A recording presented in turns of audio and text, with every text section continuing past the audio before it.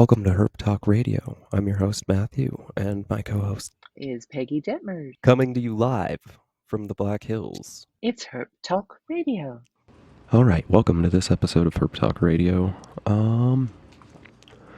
We have a special guest here at the beginning of this podcast, Dr. Travis Wyman. Dr. Wyman's a geneticist by day.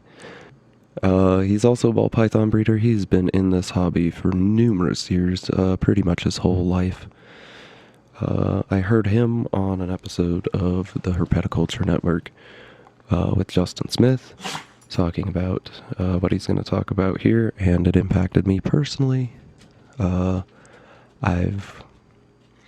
mom ran a daycare as a kid, and I have watched people not have kidneys and have to go through dialysis, so I thought it was a very important thing to bring him on and talk about this with you.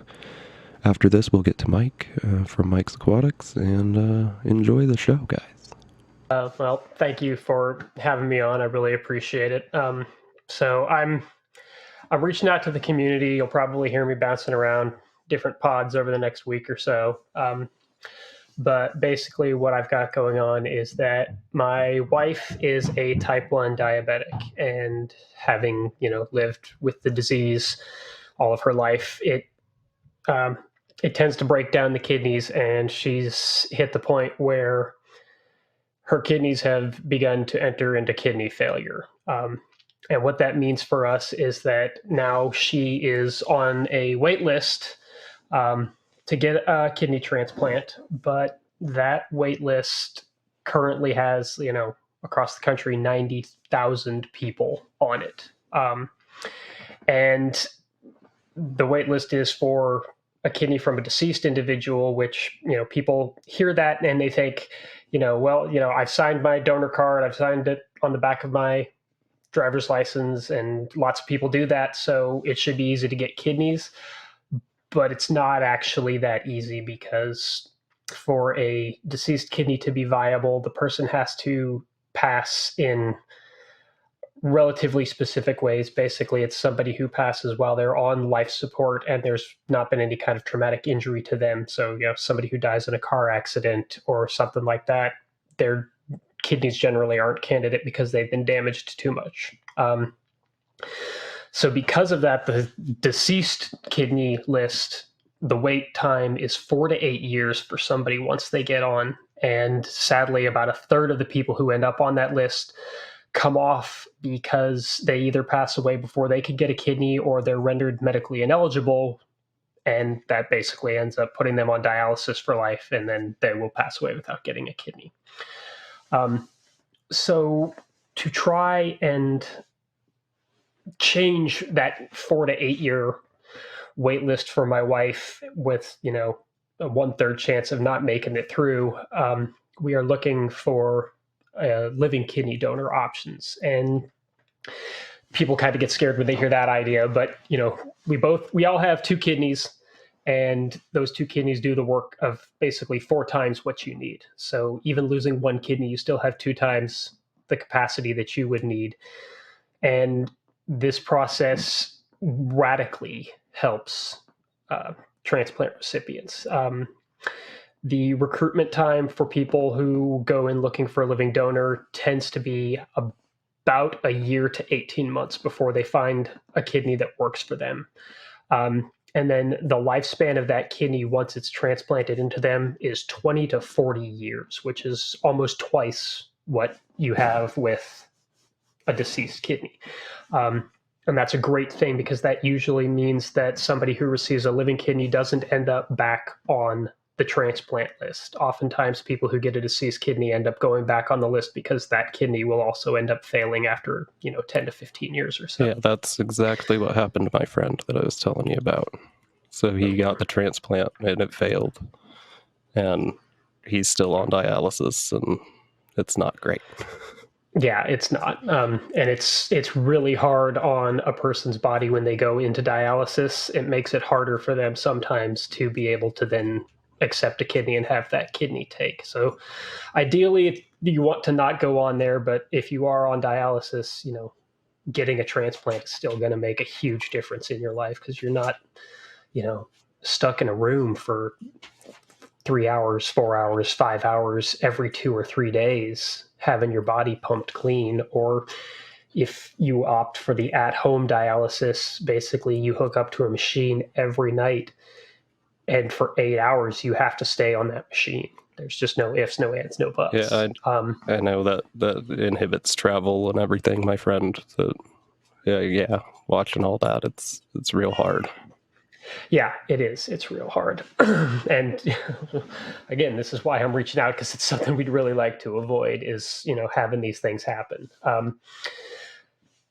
The other kind of, I don't know necessarily great thing, but what appeals to me with the living donor process, and I'm going through it myself, I'm getting myself evaluated, is that there are a lot of organizations, and the one we're specifically working with is the National Kidney Registry, but there are others out there. They have protections built into the way they work, to basically help you as a donor. So they offer what's known as the Kidney for Life protocol, which if you as a donor ever later in life end up needing a kidney, you're automatically bumped to the top of the list, and given priority for a living kidney over a deceased kidney. But they will give you the first kidney they can get their hands on that matches you regardless. There's zero obligation once you start the process. So, if you get halfway through and then realize that it's not for you and it's become too much for you, you have the ability to back out, and there are no repercussions, no punitive actions against you or anything. In fact, the donor team is completely separate and independent from the recipient team. And so the recipient would know nothing about where you are in the process unless you specifically told them. So, okay. In theory, you could get in, you could say, get through all the way up to the point where you're basically walking in the door, and then say, I've changed my mind, I can't. And the donors team will then talk to the recipient team and say, there's been something that has come up and they are now medically inoperable. So it takes it away. You don't have to worry about, being trapped into a situation if that's something you're afraid of. These programs offer financial compensation to help cover things like, travel, to get you there if you make it all the way to a transplant surgery. Time off of work can be covered. There's a lot of associated medical costs, but you're responsible for none of it. So basically, you're kind of getting $10,000 plus in free medical testing. Well, that's pretty good. Yeah, it's some pretty intense medical testing. You get a CAT scan, so you get to find out, how your insides look at the same time as, how your outsides look. And not a lot of people get free CAT scans for no good reason. Yeah, those are expensive too. Yeah, they are. It's also done on your schedule. So, like, if you do end up being a match for a recipient, you don't have to be, put in right away, basically. If you've got a wedding coming up, if you've got a vacation planned or something, you can still go and take that vacation and stuff. And then when you get back, when you're all recovered, if you got a major deadline at work that you can't get away from, but in a month and a half, it'll be taken care of, you can schedule it for that and then do it then. It's not just, no, you have to do it right now. That's also kind of nice for the recipient, because if you're dealing with the deceased kidney, basically you get a call and you've got 2 hours to get to the hospital. And that call could be at 2:00 in the afternoon, or it could be at 2:00 in the morning. So that's, not a great way to go about things. But again, if you're in a position where that's all you've got, then you go for it. Good. Yeah. The impact on donors is actually fairly minimal. Like I said, you've got 2 kidneys, your body works perfectly fine with just one. The surgery is not super invasive. You're in the hospital for maybe a day or two, and there's no major impact on your life after that. You got to let yourself recover from being cut open. You'll probably be out of work for a couple of weeks or so, just, get to have some downtime. But once you're all healed, if you're a marathon runner, you can go run marathons. If you like to ski, you can still ski. You can do all those things that you did before you donated the kidney. You're not, trapped into being okay, well, now I have to be a couch potato for the rest of my life because I only got one kidney and I don't have the energy or the ability to do things. Right. And then the last thing about living kidney donation that's very appealing, at least, again, to me, and very helpful to recipients, is what's known as paired exchange programs. And the way those work is, if you go through the whole process but find out you're not a very good match for the recipient, you can enter this paired system where they find somebody who needs a kidney that you do match with, and then they take their donor who's not a match to them and find a recipient to that person. And it basically builds a chain where, I would give to Dave in Tennessee, and Dave's recipient or Dave's donor would give to Mary in St. Louis, and Mary's donor would give to Mark up in St. Paul, and then Mark's donor would give to my wife. So you get this great big chain, and from basically you start the chain and you've changed now 4 lives instead of just changing 1 life. That's pretty cool. And that's a really nice thing. In effect, I know that like getting matched for kidneys is super, super hard, and there's a lot more than just you got to match blood type. You got to match a whole bunch of different things. Yeah, so there's the blood type to start with, and with that you only have to match generally in blood groups. So everybody, you've got your ABO blood type, and you've also got positive negatives. The positive negative doesn't really matter. It's mostly the ABO blood type. So with my wife specifically, she's type A, which means that anybody who's type A or O, she could get their kidney. But again, if this is something you're interested in helping with, and you're a type B or a type AB, you could still do that paired exchange. So you could, find out that you're perfectly healthy to give, and they'll say, but you can't donate to Julie because she's type A. And then, say, I'd like to do the paired exchange. They'll find somebody whose kidney you would match, or who your kidney would match to really well. And you could start that whole chain along. And even if the chain doesn't end specifically with my wife as the recipient, if you start a chain through your donation, my wife would get what's called a voucher, where as soon as a kidney that did match hers came up, she would be the first person that got the call on that kidney. So it's still helpful even if you don't end up giving to her. Like I said, I know this is a big ask. It's a big thing to ask of people because it's not a novel thing to just give away one of your major organs, but at least this is an organ that you've got a backup built in, and it's not a traumatic thing to take away from you. And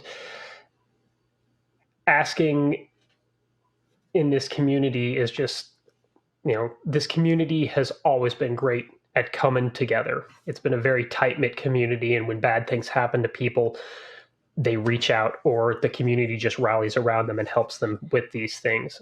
And Matthew's been great. He heard me on another podcast, and he reached out to me just to give me one more place where I could talk to people and try and, find somebody else that could add in. My 20 people that we have listening, there might be one in there. You never know. Right. And, like I said, it just takes one person, and my goal is to try and help stack the deck. I'm going through this process. Unfortunately, nobody in my wife's family is medically eligible. Her one sister is also diabetic. Her other sister has got some medical issues. Both of her parents have medical issues that would exclude them. So, right now it's me and a couple of other friends in town that are going through it. But, if we bump that number up even by 1 or 2 people, then there's a lot more likelihood that either 1 or 2 of those other people will match, or 1 or 2 of those other people will start this chain that could end up getting her the match that she needs. So if you've listened to me through all of this and it sounds like something you'd be willing to do, or wanting to know more information before you go forward with it, you can reach out to me. You can find me on Facebook, Travis Wyman. I'm not the motocross racer, so if you pull up Travis Wyman and you see a whole bunch of motorcycles and stuff, please don't contact him. I'm very sure he doesn't want to give one of his kidneys. He doesn't want your kidney. You can find me on Instagram. I'm snakes_n_bakes. You could email me, ASPLUNDII@gmail. That's a splendii@gmail. Matthew, reach out to him if you want. He can put you in touch with me. Yeah, Herp Talk Radio on Instagram, herptalkradio@gmail.com. Yeah. That's what we got right now. Hey, those are great to have. It's, like I said, two more points of contact. Right. I can, if you're interested, I can send you a much more detailed listing of, how to get the whole process started. If you're just curious and you want to know more about it before you jump off, I can talk to you about what I've been through. The document that I put together also has some like podcasts and YouTube videos and things like that that discuss the process and can give you more information. If you don't want to talk to me just yet, but you want to try and learn more, if you find my Facebook page, I've got a post that my wife shared out on there that's discussing the whole thing too. It's got links in it that can show you how to get started. So those are all options as well. Like I said, I really appreciate, Matthew, for giving me the time. I appreciate everybody for listening. And if this is something that you want to do, like I said, please don't hesitate to reach out or think about it. Worst case scenario is that you end up being a perfect match for my wife and you change her life and my life by being able to donate a kidney to her. And the best case is that you're not a match to her, but you start one of these donor chains and you manage to change the lives of, 2 people or 4 people or 10 people by being willing to become a living tissue donor. That's the part that interests me the most, is even excluding your situation, there's another 90,000 people out there, Yes. overall. So And it's not your family friend, like you said, who's on dialysis, maybe there'll be, somebody who's listening now will hear this and they'll get tested and find out that they're not a match for my wife, but they may be a match for that person. Right. And like I said, that's one more life that you change if you can do that. And that's just a great thing to, for me, that's a great thing to think about is, even if my tests come back and they tell me that I'm not a match for my wife, I'm still staying on the list as a donor. And when my name gets called, I will go and I will let them take my kidney because I want to help somebody. And in a way, I'm paying it forward in the hopes that somebody will be able to help us too. That's awesome that you're still willing to go through with it too. I didn't know about the donor program that you were talking about, but that is interesting for sure. Yeah, and helpful. I'm sure it's helped a whole bunch of people already.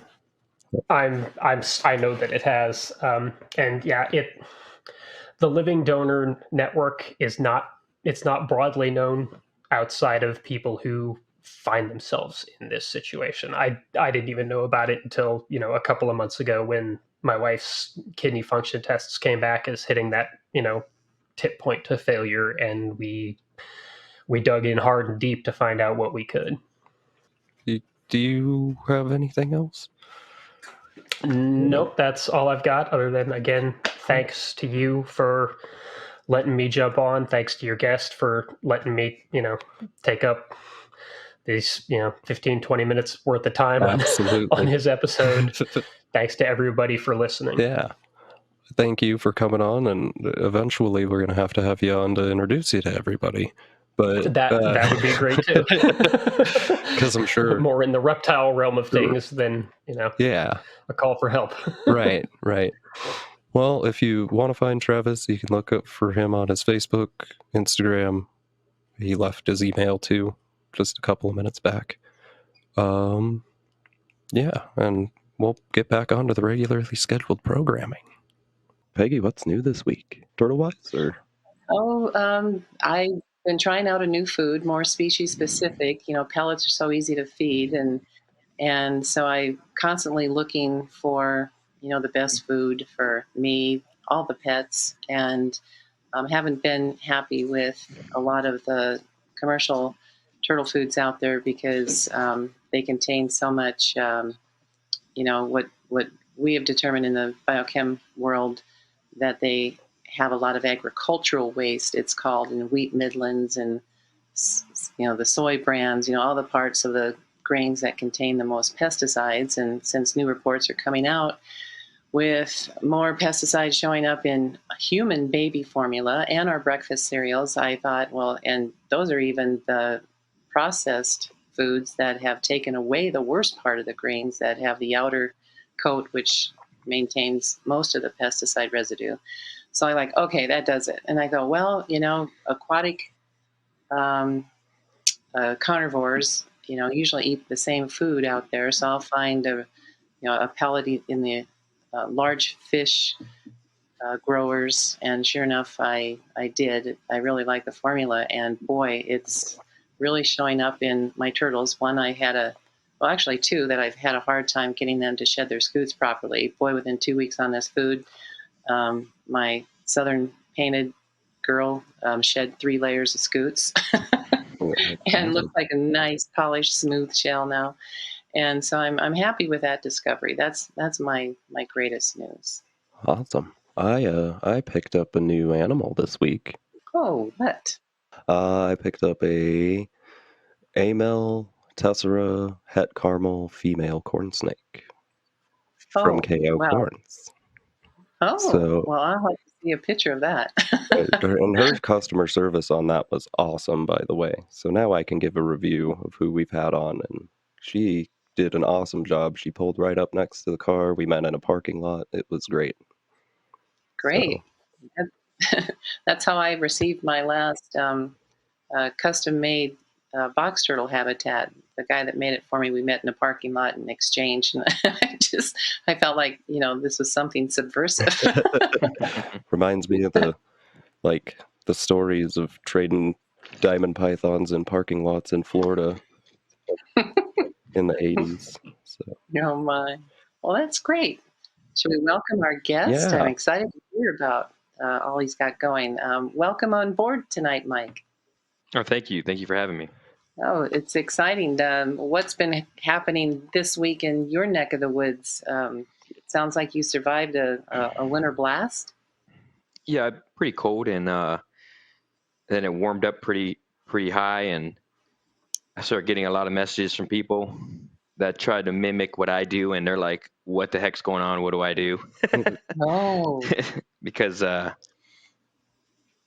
once it's that cold and it warms up like that, and you're doing more of a natural enclosure, not climate controlled, or just pretty much you're letting the elements dictate the water temperature and all that good stuff. mm-hmm.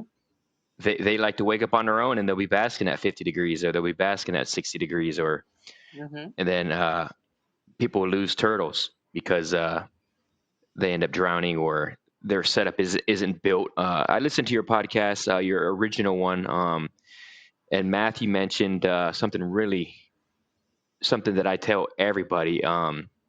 He mentioned based on where you're from is how you should build your enclosure, Mm-hmm. and a lot of people will try to mimic me or other breeders on enclosures, and it doesn't work for where they're at, Mm-hmm. and it's not going to work, man. And it's like, you got to do what's best for you. Take ideas from breeders, take ideas from other people from different areas, Mm-hmm. but you have to really dial in what works for your temperatures and what you're doing. Yeah. Right. Yeah, I did. What's can you tell us a little bit about yourself, Mike? Like how you got into reptiles and where you're located? 'Cause Yeah, so I lived in Florida most of my life.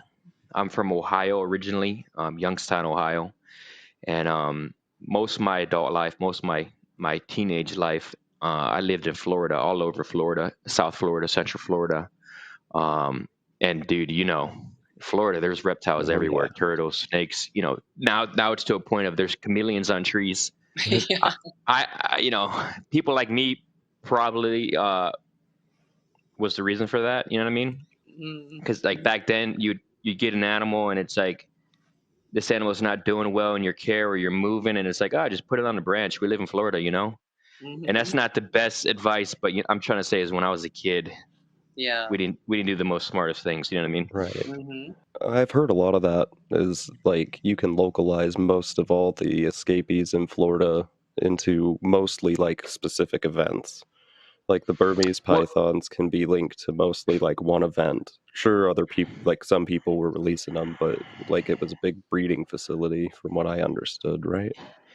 I'm not really sure on the exact details on stuff like that, but it's just things happen, you know. Like I lived in Florida. Some of my enclosures outside. I originally started with like chameleons. Some of my enclosures were just Hmm. chicken wire around a tree, and I'd give my chameleon an hour or so outside. Mainly the chicken wire was to keep birds from eating him. And you know, a couple of times doing that, next Oh. thing you know, he's gone. You know, and it's like, oh, he's gone. You know, Oh. but it's just I think more. It's more probably stuff like that. People live in Florida. You're like, man, it's beautiful outside. I'm gonna just put my reptile outside for a little bit, and next thing you know, that thing is gone. You know, Yeah. it's not. I don't think it's. I don't think a Mm. lot of it is Hmm. intentional. I think it's stuff like that. It's on you live in it.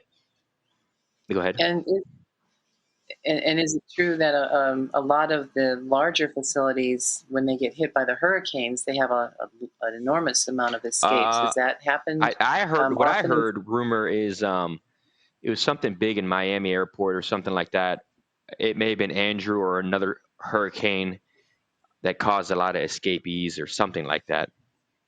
But I'm not really sure. I don't think Hmm. anyone is 100% sure. So, but yeah, so I lived in Florida most of my life. I Hmm. started off with just catching reptiles, lizards and alligators and turtles and uh, iguanas and stuff like that. I started breeding chameleons, and then I started breeding ball pythons. I did ball pythons for a while.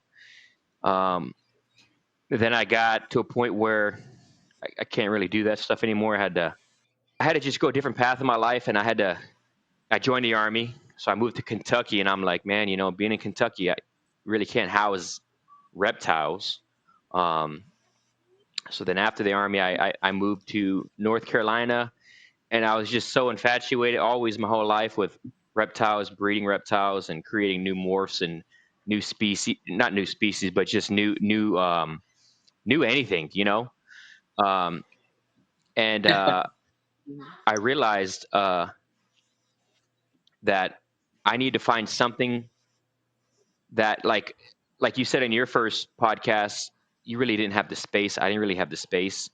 I need to find something that can be cold Hmm. tolerant, not get sick, and also space, um, and just Hmm. talking with people and doing some investigative work.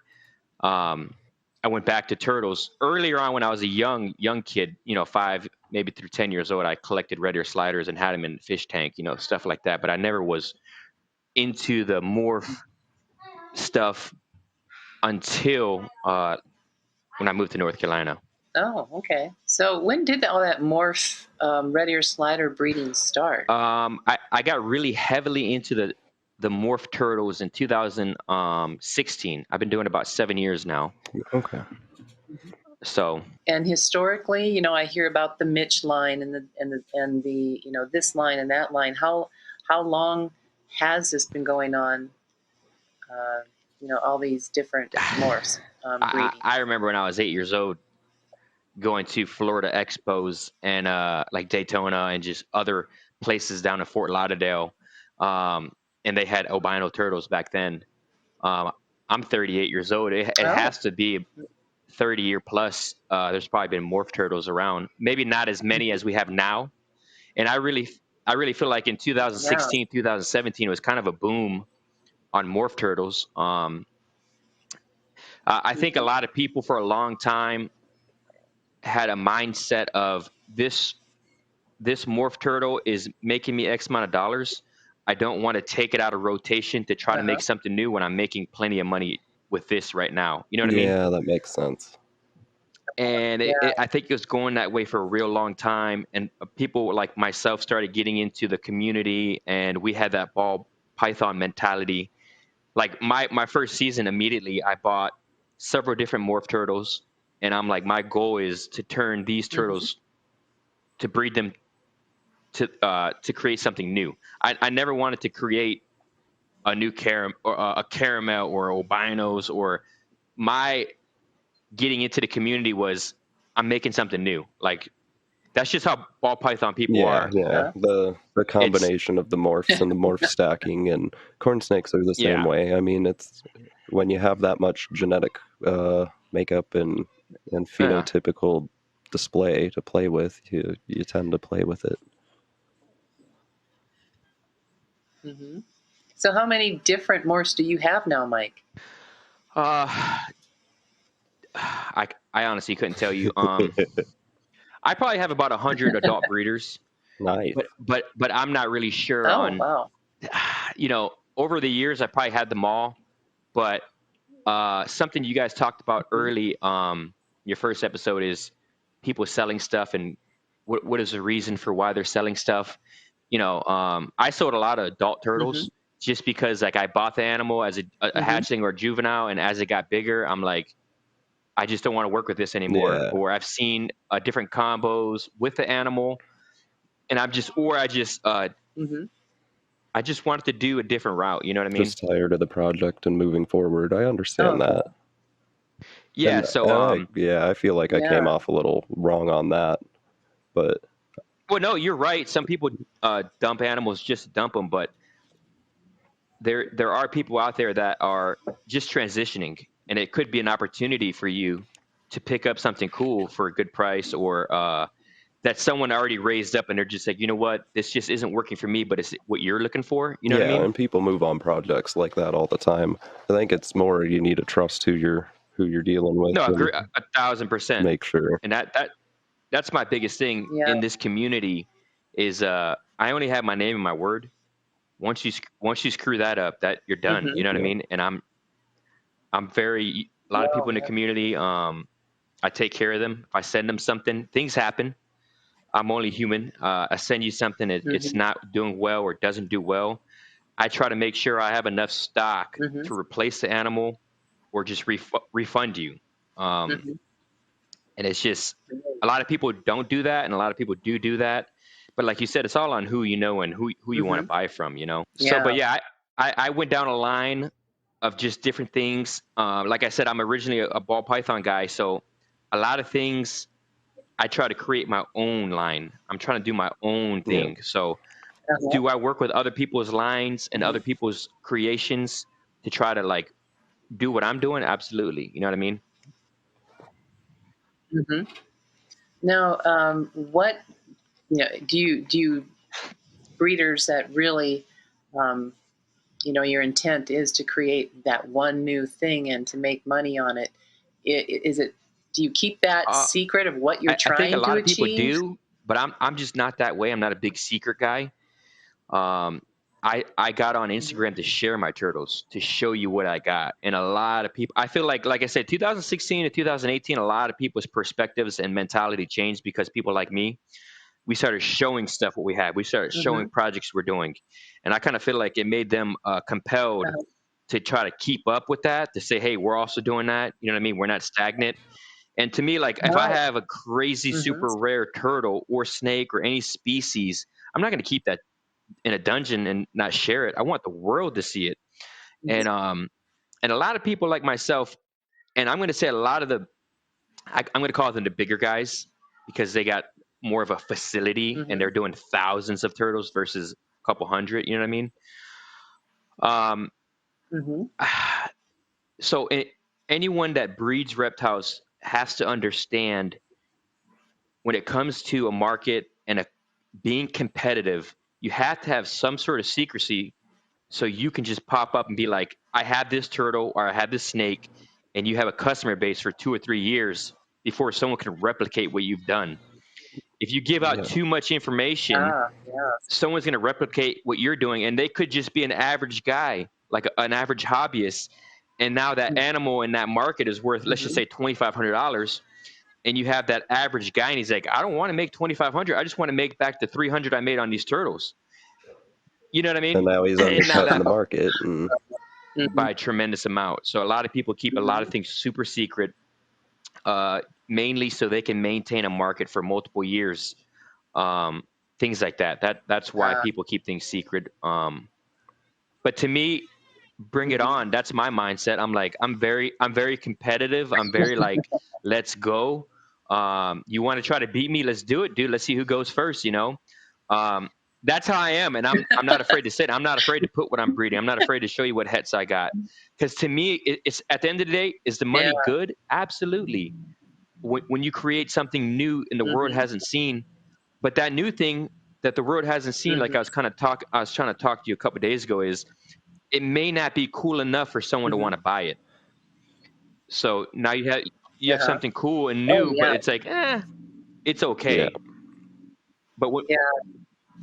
Yeah, what Mike and I were talking about is, I was, I've enjoyed photographing turtles, and I'd have a few, then I rescued that egg clutch, and out came this clown, and I'm like, what the heck, and me being a naive hobbyist, with only 4 turtles at home, now all of a sudden I've got this mystery, and I started putting it out in the world, and Mike was one that responded, like, there were breeders contacting me all over the world, offering me a lot more than 2,500 for this turtle, and the curiosity, my scientific curiosity has always been huge since I could crawl and pick up bugs, and I go, okay, I've got to understand this, because the breeders were telling me, it could be genetically viable, it may not be, you never know. And so, I mean, just the what ifs, on this. And so I can about imagine, Mike, what you guys go through is, like what you showed, just, I think it was just this breeding season, where a morph came out that Oh, of surprised course, you. and that's just the luck of the odd. You You may know? hit some that, and that's. Let me tell you something. Like I said about the money is good, but what's even better is beating the rest of the community to something new, Right. and to have bragging rights, and to be like, I created this. Yeah. Even if it isn't a wow factor, like I told you before, like if it's not like crazy wow, but you were the first one to create it. Every reptile, every ball python person, every chameleon, any breeder out there wants to be the first to create something. They want to get that recognition of, I did this, I put the work in, I discovered something that you overlooked, and with me, mainly that's what it is. It's mainly, I just want to create something new every year, or every couple years. And I want it to have a wow factor. And if it doesn't have a wow factor, Yeah. I'll take that entire breeding pond and I'll just move them out. It has nothing to do. It has nothing to do with. Oh. That's just who I am as a breeder. I can't. I want the coolest stuff. You know what I mean? Right. No, that And makes sense. if it's Yeah. not on the level Yeah. of that I want it to be, I'll move the whole entire breeding group out. I just let it go. Hey man, this is what you enjoy. You enjoy this kind of stuff. Here's an opportunity for you to acquire this. You know what I mean? That's just what I do. Some people don't do that. Some people hold certain groups, even if it's not a wow factor, for many years. It's just everyone's different, But me, my drive is, I need something that is incredibly awesome, and the wow factor always. How many of your buyers are, say, like what I would call myself, that just want this absolutely wow turtle in their show tank, in their living room, and with not really much of an intention to breed, but just to enjoy and to show off to their dinner guests? So here's something I didn't mention. I am North Carolina's first turtle farmer, Okay. and That's pretty Oh, cool. a part of my yeah. agreement with North Carolina is, because North Carolina is very protective of their native species. Is I am not allowed to sell locally. Um, Most of my sales are overseas, um, and if I Oh. do sell, I have to sell outside of my state, and it has to be obviously 4 inches or above. Um, so most of my customers are foreign buyers. That's Oh, okay. And do you buy from some of those Uh, that same network, so from I have a foreign lot of entities? customers, foreign, and they will promise you things, but it's not as like it's not. How do I say this? It doesn't really go through a lot because Oh. I think it's more so the competition as well. As I said, they're very competitive as well. And it's kind of like, if I sell this person what we have, now they have it, and now there's a competition. I'm telling you, turtles, ball pythons, and a lot of the bigger reptiles are very competitive people, and that's why you're getting offers. Oh, You, yeah. you probably got offers from $5,000 to $10,000 for that turtle originally, and it's Yes. not because Uh-huh. man, how do I say this? It's more for the competition of, this animal is something new. This animal is bright. This animal looks like nothing that's been hatched so far. This could be my new line. And I can put And my name on it. And exactly. I will be And so eternalized forever Yeah. with this exactly. morph. So that $10,000 for eternal praising an eternal Mike Line Western painted turtle clown, that's $10,000 is easy. You know what I mean? That's why a lot of people wanted that Yeah. turtle, is mainly because it's because of that. It could give them that breakthrough morph or name that they're looking for. You know what I mean? Yeah. And I'm kind of, because it is, I think it was you and maybe a couple of other U.S. breeders that had told me that, sometimes these morphs end up as dwarfs. They don't grow Well, fast, or, it takes them forever to get to breeding size. And I noticed right within like the first 2 months that the clown wasn't maturing as fast as all of its siblings that were yeah. normal wild color. And I thought, oh yeah, because we have, I used to be a horse breeder, and I used to breed for unusual color.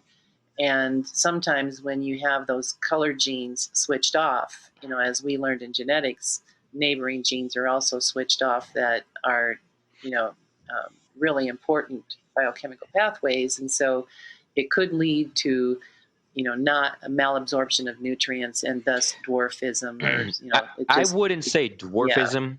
I would, because I don't think I've ever seen a dwarf turtle, but I have seen a turtle that just takes an extremely long time to catch up. I call it catch up, because all turtles will eventually catch up. Okay. It just takes that turtle maybe 5 years instead of 3 years. You know what I mean? And you have a male that did that late transition at Yeah, it 5 was years, didn't you? maybe even 6 years. I honestly don't remember. Anywhere from 5 to 6 years, it finally became a male. And most males within a certain inch range, let's just say the average adult is 5 inches, normally 3 to 3.5, maybe 4 inches late, they'll start showing us what they are.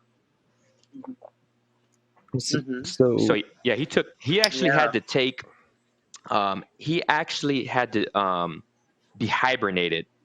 And after he came out of hibernation, he started showing as a male. Oh boy, I'd be so afraid to hibernate my Yeah, clown. and that's the other thing to me. I'm like, a lot of people ask me like, dude, you got this X amount of dollar turtle and you're actually putting it outside and the water temperature is 31 degrees. And my thought on it is, if it's gonna die, it's gonna die.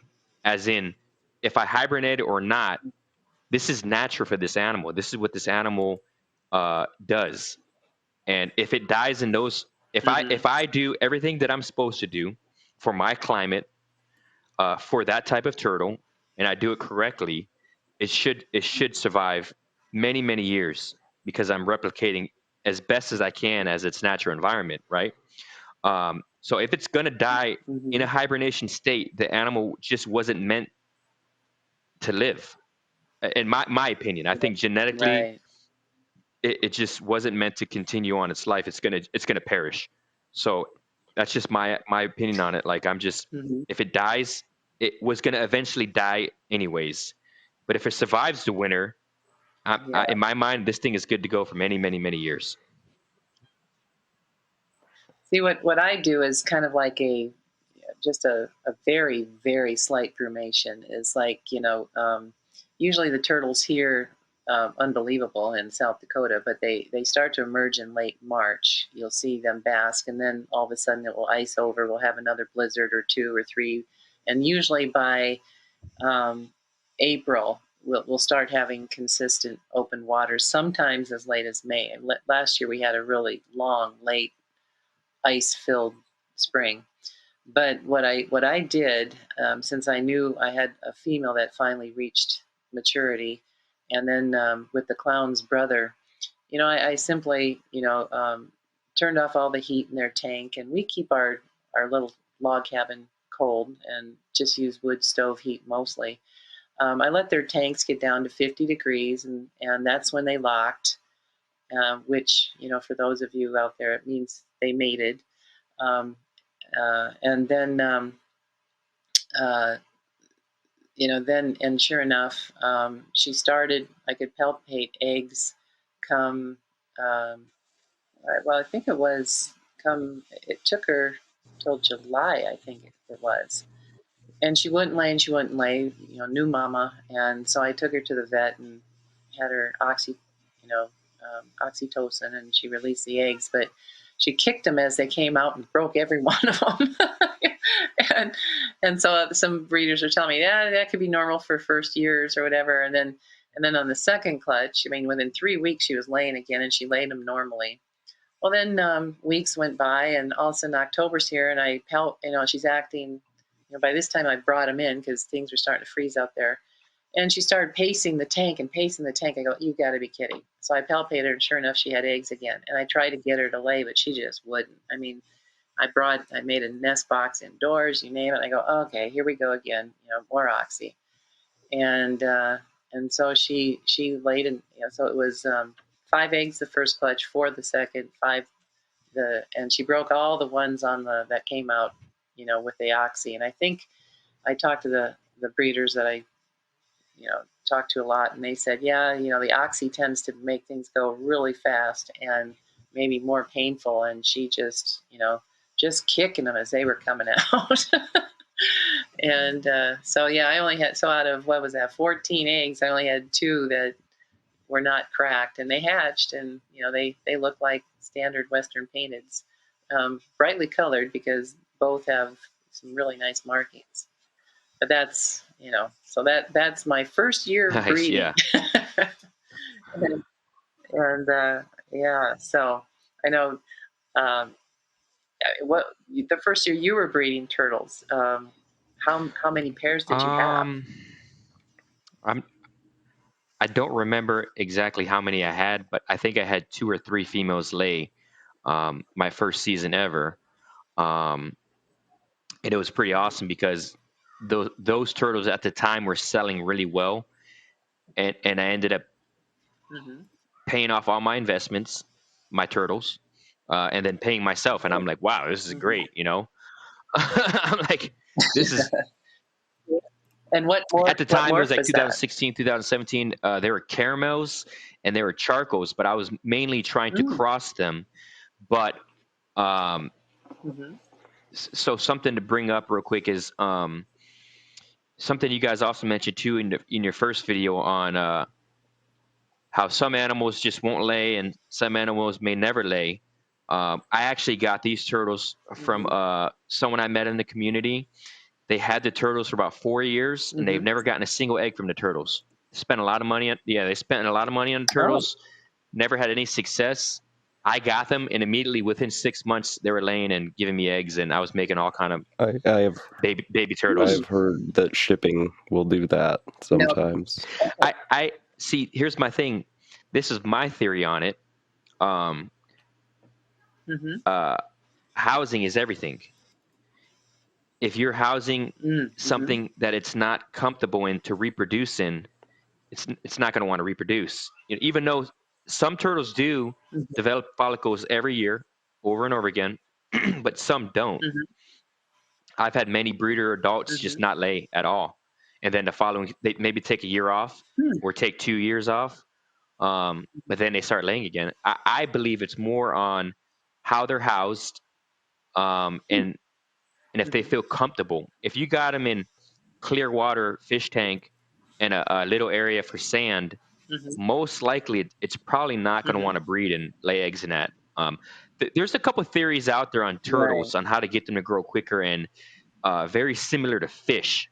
I kind of believe it a little bit, as in, so there's a theory on like if there are so many fish in a pond, the fish will only grow so big because they release a hormone in the water, correct?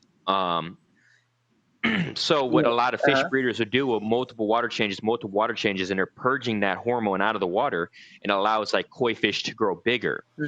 I believe, and like I said, this is just my theory. I believe it's very similar when it comes to breeding and growing, because turtles use their mouth a lot to taste and find food, and to find females in murky water. They use their mouth to find food and females in murky water. So why wouldn't they also use their mouth to determine, hey, this pond is overpopulated, or and not want to breed? You know what I mean?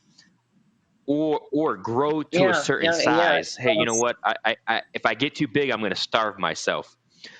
And like I said, I don't know if that's true or not. It's just from what I've seen over the years, and just some people I've spoke to, they kind of believe stuff like that. And like I said, a lot of stuff in the community is your opinion, your knowledge, and your experiences. And I could tell a guy this, and he's like, "Dude, you're crazy. I've never had that issue. This is what I do." And I've, you know what I mean? And I talked to another guy, and he's like, "I had something similar." You know, so it's, you know what I mean? Yeah. Yeah. Well, and that calls up the friend of mine that, she had these 2 huge sliders, and I go, and they got that big in a 40-gallon, and you didn't want to, get a 75-gallon or something? And she goes, well, I eventually just put a stock tank down in the basement. But they got that big. They got that big that you do a lot of water changes. So that's, so maybe she's like me, where we keep a schedule, and then we also run double if not triple the recommended. Yeah, I'm a big believer in water filtration, changes. I got criticized one time that water changes are bad. Yeah, I got criticized that my water is too green. They're living in filth.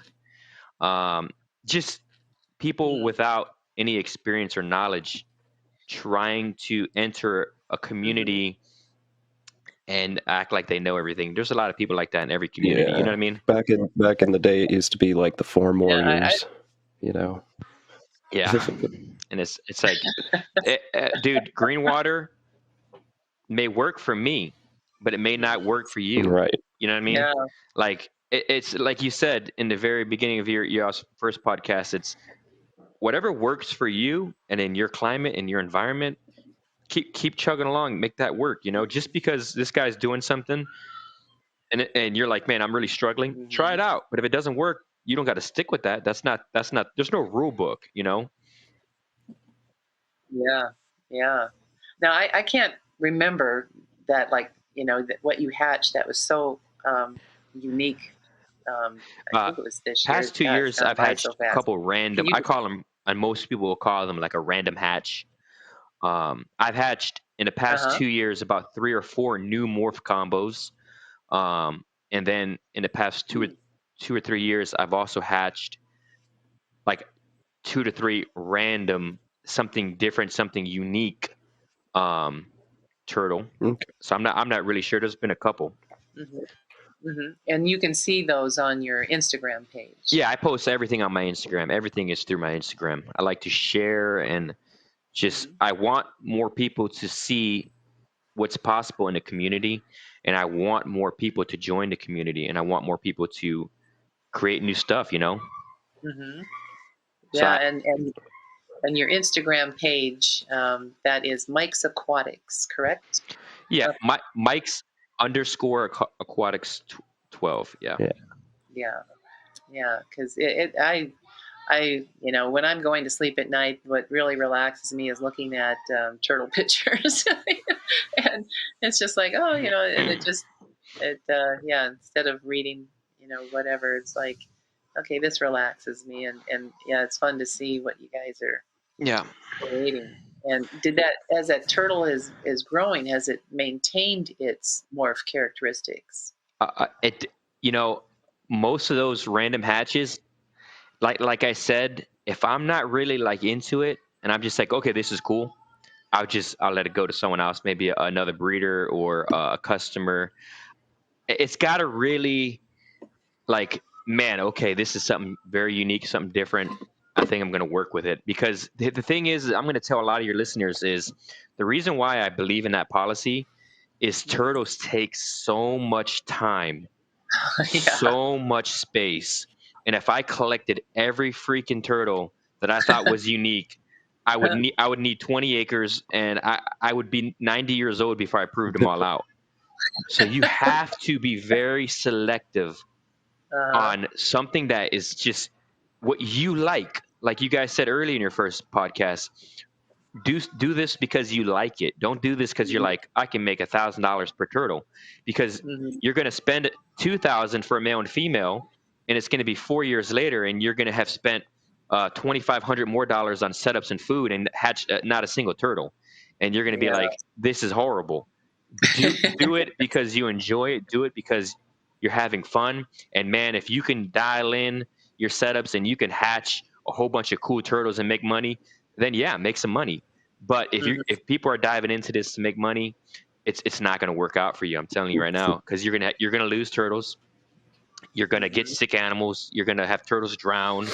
Turtles may not breed, and you're gonna invest a lot of money and time and be like, man, I thought this was gonna be profitable, and you can't have that mentality. So, Yeah. are you only keeping Eastern, or are you only keeping red ear sliders then? Is that I've tried them all. I keep map turtles, Mississippi maps. I have Eastern painted turtles. I had cooters at one point. I had a breed alone. I have sliders. What else do I got? The box turtles. Box turtles. I got some box turtles. I've had all different crazy types of box turtles, and the box turtles. The reason why a lot of people ask me this, I'll just say it now in this podcast. It just was wearing me out. It was just like turtles. I want to stress this again. Turtles consume so much time, so much time. Yes. And I have 3 kids and a wife.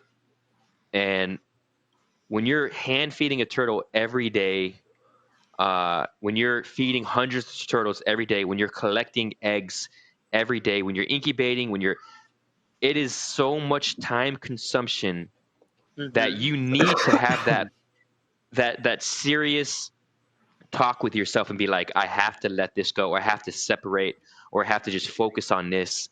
And I can't, every freaking turtle that pops out that looks amazing, I can't just right? collect it, give it to someone else. You know what I mean? Like I was hand feeding box turtles. I hand feed it. I had an albino 3-toed box turtle. I've had albino Eastern box turtles. I've had hypo box turtles, and I am my focus is the animal. Always make sure that animal is healthy and happy. If the animal is not happy, it's not going to perform. It's not going to grow. It's not going to breed. That's my theory. Yeah. So it was to the point of 2 years, every freaking day, I was hand feeding for probably about 30, 40 minutes, my albino 3-toed. And it was just literally just wearing me out. And my whole project is based on 3-toads, because I just proved out my opinion. This is just me saying this, and multiple other bigger breeders, world first, proven hypo 3-toed. There are other hypo 3-toads out there, but there's a big difference between taking that hypo, breeding it with a normal, with a high coloration, getting hets, raising those hets, breeding those hets back to the visual, and creating that animal again, replicating it, versus having a group of turtles and every other year one pops out. That's not proven. That's not a proven gene. No. You know what I mean? And a lot of people want to try to discredit me and say, there's already a hypo out there. Show me every year where they're hatching one. Show me their breeding group. Show me the proof. On my Instagram, I have it all. I have everything, collecting eggs. And that's another thing that I do very well is I document and I show everything, anything new or big. I'm letting you know how I'm doing it, why I'm doing it. And so I can show proof that I'm the one who created this. Oh, so you are keeping, how would you say, avoiding being over turtled so that you can concentrate Yeah. Yeah. Absolutely. Earlier on, I was so consumed with how incredible all the turtles are, and just like every reptile person out there, we're all visual people, and that's why we love reptiles and we love color mutations. And even if you're not a color mutation person, you love the turtle Mhm. because of how it looks, or the snake, or whatever it may be, the chameleon or the lizard. You love how it looks, how it moves, how it, and I was so consumed, I was just um I just had too many turtles, and I was just extremely burnt out. And I'm like, I'm doing this because I love it. Um, and it's just, I'm getting wore out, and Mhm. I have no time. All my time is turtles. And my wife's like, dude, can you give the turtles? Can you give the turtle? I'm like, I got to go check my turtles, or I got to go feed my turtles. She's like, oh my goodness, dude. Like, you know, is this a job or is this a hobby? And I'm like, it's both, and, but it became a point where I was literally getting wore out from hand feeding and scrubbing the shell and mixing. This is just one turtle I'm dealing with, and I have Yeah. hundreds of turtles.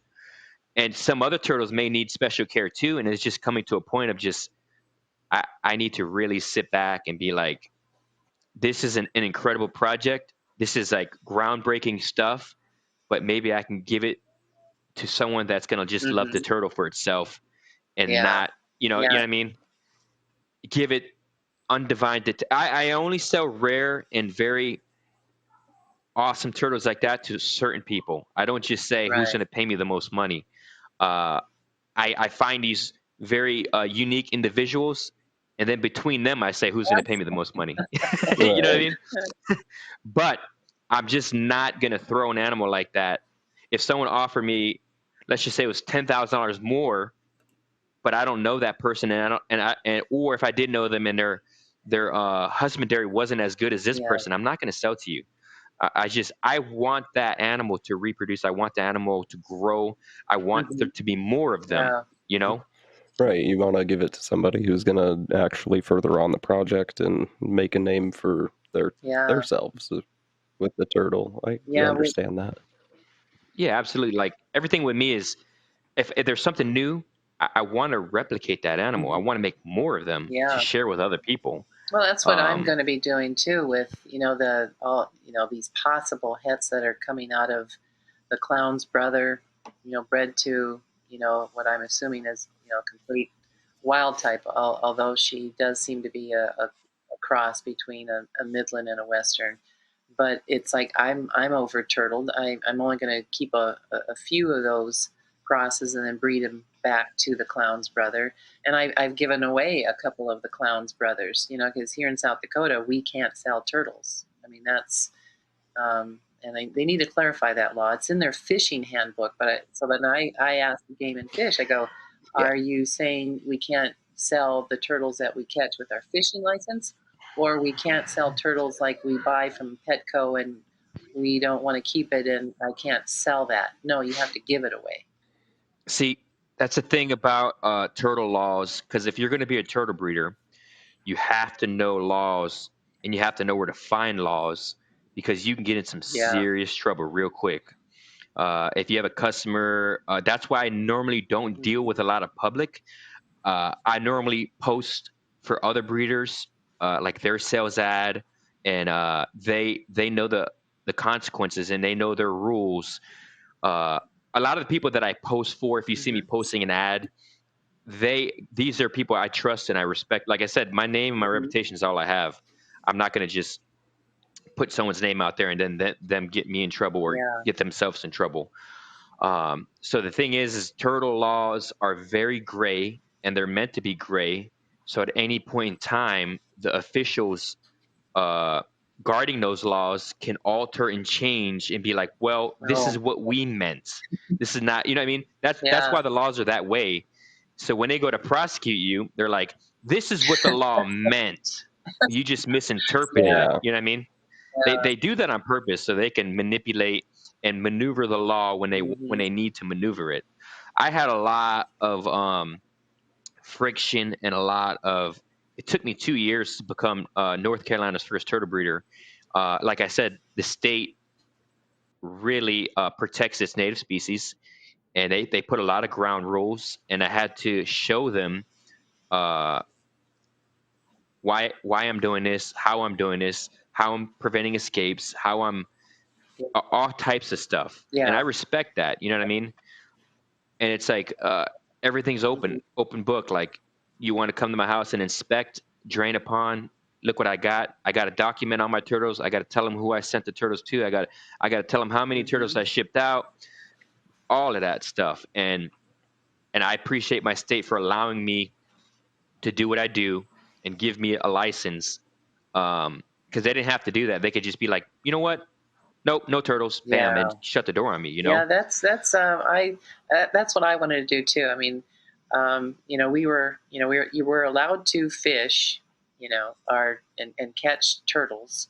I was surprised with our Western painted, 2 a day, but 4 is the max you can catch per day. That seems like a lot. Yeah, I mean, but then and possession limit of 4, so so I didn't have more than 4 um, Western painteds. And then when the clown clutch happened, it's like, okay, I got to start giving some of these away, the brothers. Well, like I said, that law is gray, and a lot of those laws are the same. Normally, it says four. Like my Mhm. state, I believe, is five per person Mhm. per household. So if you got two Yeah, people and in your then house, that's 10. You know what I mean? That's yeah, great. It's a great law. but It says yeah, five per that's why person. we buy So our fishing license every year. Plus, I have that scientific collector's permit because I'm always moving turtles around yeah. that I'm rescuing. Now with the guidance of the And, biologists of the state, and like they want to make a nice video of the release and all that fun stuff, and it does encourage more people to let us know if there's a population in trouble because their stock dam is drying up, or and all these turtles are heading out on the road and getting squashed. And so it is good to yeah. work with your local game and fish. And I mean, I've turned in elk poachers when I used to work for the South Dakota Game Fish and Parks. And then with the Forest Service, catching elk poachers, doing their dastardly deeds. But it doesn't seem like, I know in our Rapid City area, more people are into lizards and snakes, and not that many are really into turtles. So, I think a lot of people are not into turtles. I call it, obviously, state. I call it stateside based. When I talk, I say, stateside based people are just not mhm. really into turtles. I think mainly because of a stigmatism of salmonella and the whole 4-inch law. And there's a lot of in the 90s, there's a lot of Mhm. bad stuff about turtles. And they were real big in the 90s. Like I said, growing up, Yeah. everyone I knew had a turtle. And then they just, for whatever reason, they kind of just squashed that with the salmonella and Mhm. 4-inch law and Yeah. things like that. So, and there's a lot of rules, and every state is different. So if you're going to get into turtles, make sure you understand those laws and rules. Make sure you do your research, because when they come knocking, they're not going to accept I didn't know, or Mhm. this was a mistake. You know what I mean? Some of those laws are federal laws, and you're going to be in Yeah. a world of hurt, and it's not worth going to jail for a turtle. I tell that to a lot of people. That's my cat. A lot of people know this from me. My catchphrase is when they contact me, and I'm like, it is definitely not worth going to prison for a freaking So turtle. now, do you have to, where your customer is receiving shipment? Do you have to look into the state laws of every state that the turtle is going to pass through, or just No, okay? it's a direct, and if it's not a direct, it's uh, th- you know, there's a company a lot of people are aware of is Ship Your Reptiles. I use them a lot. Hmm. Um, they have an agreement with whoever it may be to ship these animals all over that where it's legal. You know what I mean? Hmm. If a turtle lands in a state that it's illegal in, they would have to open that box. And I don't really know that I'm not really sure on that, to be completely honest with you. But like it's in a box, it's packaged, it's sealed. It has that crest of Ship Your Reptiles. It says a scientific name on it, and this is where it's going. So it's, you know what I mean? Do you find it easier or with all the turtle laws to like maybe wholesale? Do you do wholesale at all? Yeah, wholesale overseas. Yeah, Okay. yeah. It's easier to do that. Obviously, you know what I mean. Yeah. And most breeders would prefer that, because the other issue too with we call it retail. Uh, Retailing an animal is, you know, you have this guy or gal that contacts you and they're like, I'm interested in your turtle. And you're like, okay, great. Here's the price. They're like, okay, that's fine. Now send me 1,000 pictures. Yeah. And you're like, dude, okay, you know, you know, you give them 1,000 pictures and they're like, I'll get back to you. Oh my. And then you got 50 other people doing that, Mhm. and you got 20 turtles in a bin, and they want you to pick up every freaking turtle and send them 30 pictures. Oh Where my. when you do overseas, you send a group shot. Your word and your honor is all you got, Mhm. and they trust you to send a product that they're looking for. And if they get a product and it's not to par, then you work some sort of an agreement on a credit or a replacement, or just refund them their money. Mhm. And it's that easy. Mhm. Where, you know what I mean? Mhm. Yeah. Yeah. Some special or rare turtles, they're gonna want headshots or shell carapace plastrons. They're going, you know what I mean? Yeah. Yeah. They're gonna ask for unique pictures, but they're also buying 1,000 of them. Yeah. So I'm cool with that, you know.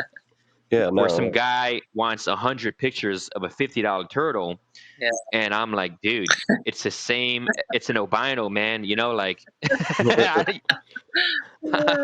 So with you not being able to sell in North Carolina, do you do like Daytona or anything like that? I don't. Okay. I don't do. I go to Daytona. Okay. Um, I don't. I'm not a real big booth guy, you know. And like, obviously, I'm not a big retail guy either. I just. Yeah, that's fair. I understand why. When you're dealing with all those laws, I wouldn't want to retail turtles either. And that's the issue too. Is so, you know, sometimes your customer tries to be shady, Mhm. and then that could cost you. You know what I mean? And Yeah. it's not. I'm not going to take the risk of doing that. You know, Yeah. Mhm. it's just not worth it. I just I'm not gonna get put in a position where I have to hire lawyers or fight for my freedom over it. Mhm. Yeah. Something you can easily avoid. Yeah. Right. And I don't know the laws of every state, Right. so Well, I don't know. Yeah, I mean, like your state, I wasn't aware you weren't allowed to sell move any at turtles. all. Yeah, yeah. And like I said, that could be something gray. And Yeah. so my thing is like what I've run into, um, becoming a turtle farmer in North Carolina, is it's through the Department of Agriculture, aquatic agriculture, but the guy in charge of me is the chief herpologist of North Carolina. Oh wow. So, Okay. so the chief herpologist of North Carolina speaks with the aquatic agriculture guy, the fish guy, Mhm. and he tells, "Hey, Mike sold this many turtles. Mike hatched this many turtles. Mike had to euthanize this many turtles." Um, that's part of my agreement as well. I'm not allowed to release, or if anything looks sickly in it and I can't treat it, I have to euthanize it and send them how many turtles were euthanized, Mhm. all that stuff. You know what I mean? Right. Yeah. And what manner it was euthanized, all types of stuff like that. It's a lot of paperwork. And Yeah, I'm about to fill out my scientific collector's permit. What ponds complete with the GPS, and yeah, that we rescued X amount of turtles from, and where they were placed and according to GPS, and yeah. So I work with the our regional fisheries guy in Rapid City, plus the head biologist at Custer State Park, and because of my art business, I realized, like, by just rescuing those two clutches, that just over turtled me. So it's not like yeah, yeah, I want to get into this, because then I was handed a blind um, box turtle, and luckily, I mean, he's really active. He seeks out his food, and boy, he just snarfs it down. And I mean, he's really well adjusted. Yeah. The other turtle I've had for now 3 years, I still have to feed her like she's a baby bird, by hand, and it's getting to the point where, do I euthanize her because she's actually, first she wouldn't, she was run over by a car. She wouldn't use her front legs. Now she's not.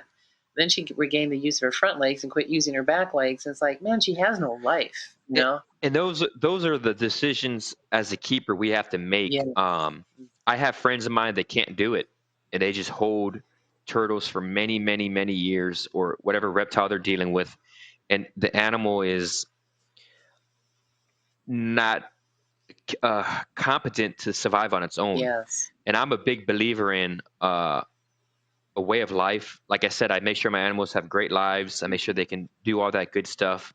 And if the animal, to me, could not survive without me, unless it was something super rare like an albino three-toed or an albino eastern, and it's just that their eyes are so pink that when sun gets in there they can't see. That's something different. You know what I mean? Yeah, that's like But my eyes.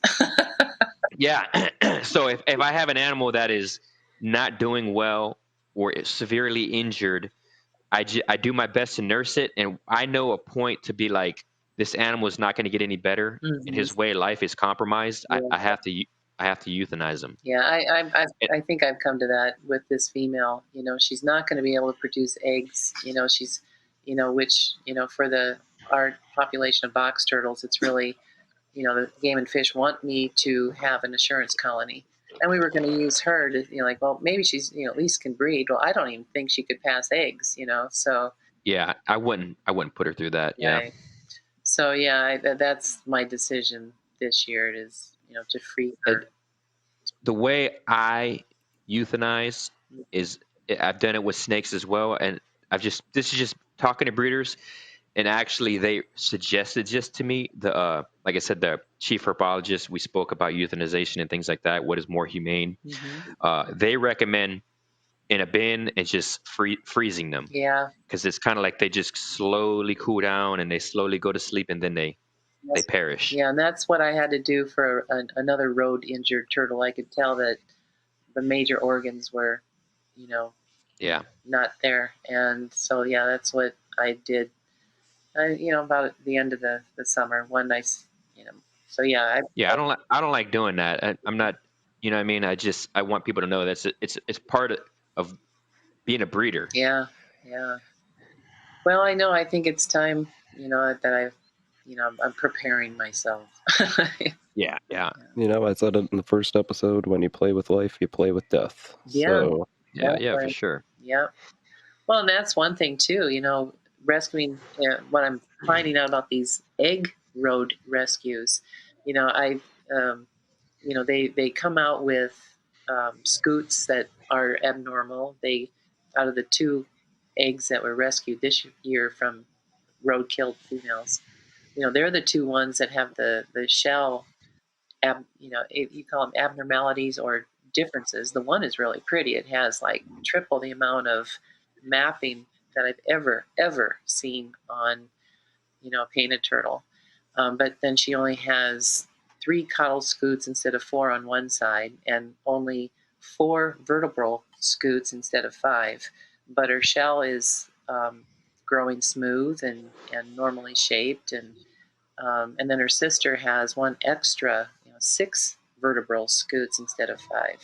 But all the others that, out of the one turtle I helped cross the road, then noticed she had horrible, to the, almost to, her abdominal cavity, type of shell rot. So I brought her to the vet, like, what do you do with this? I've never seen this.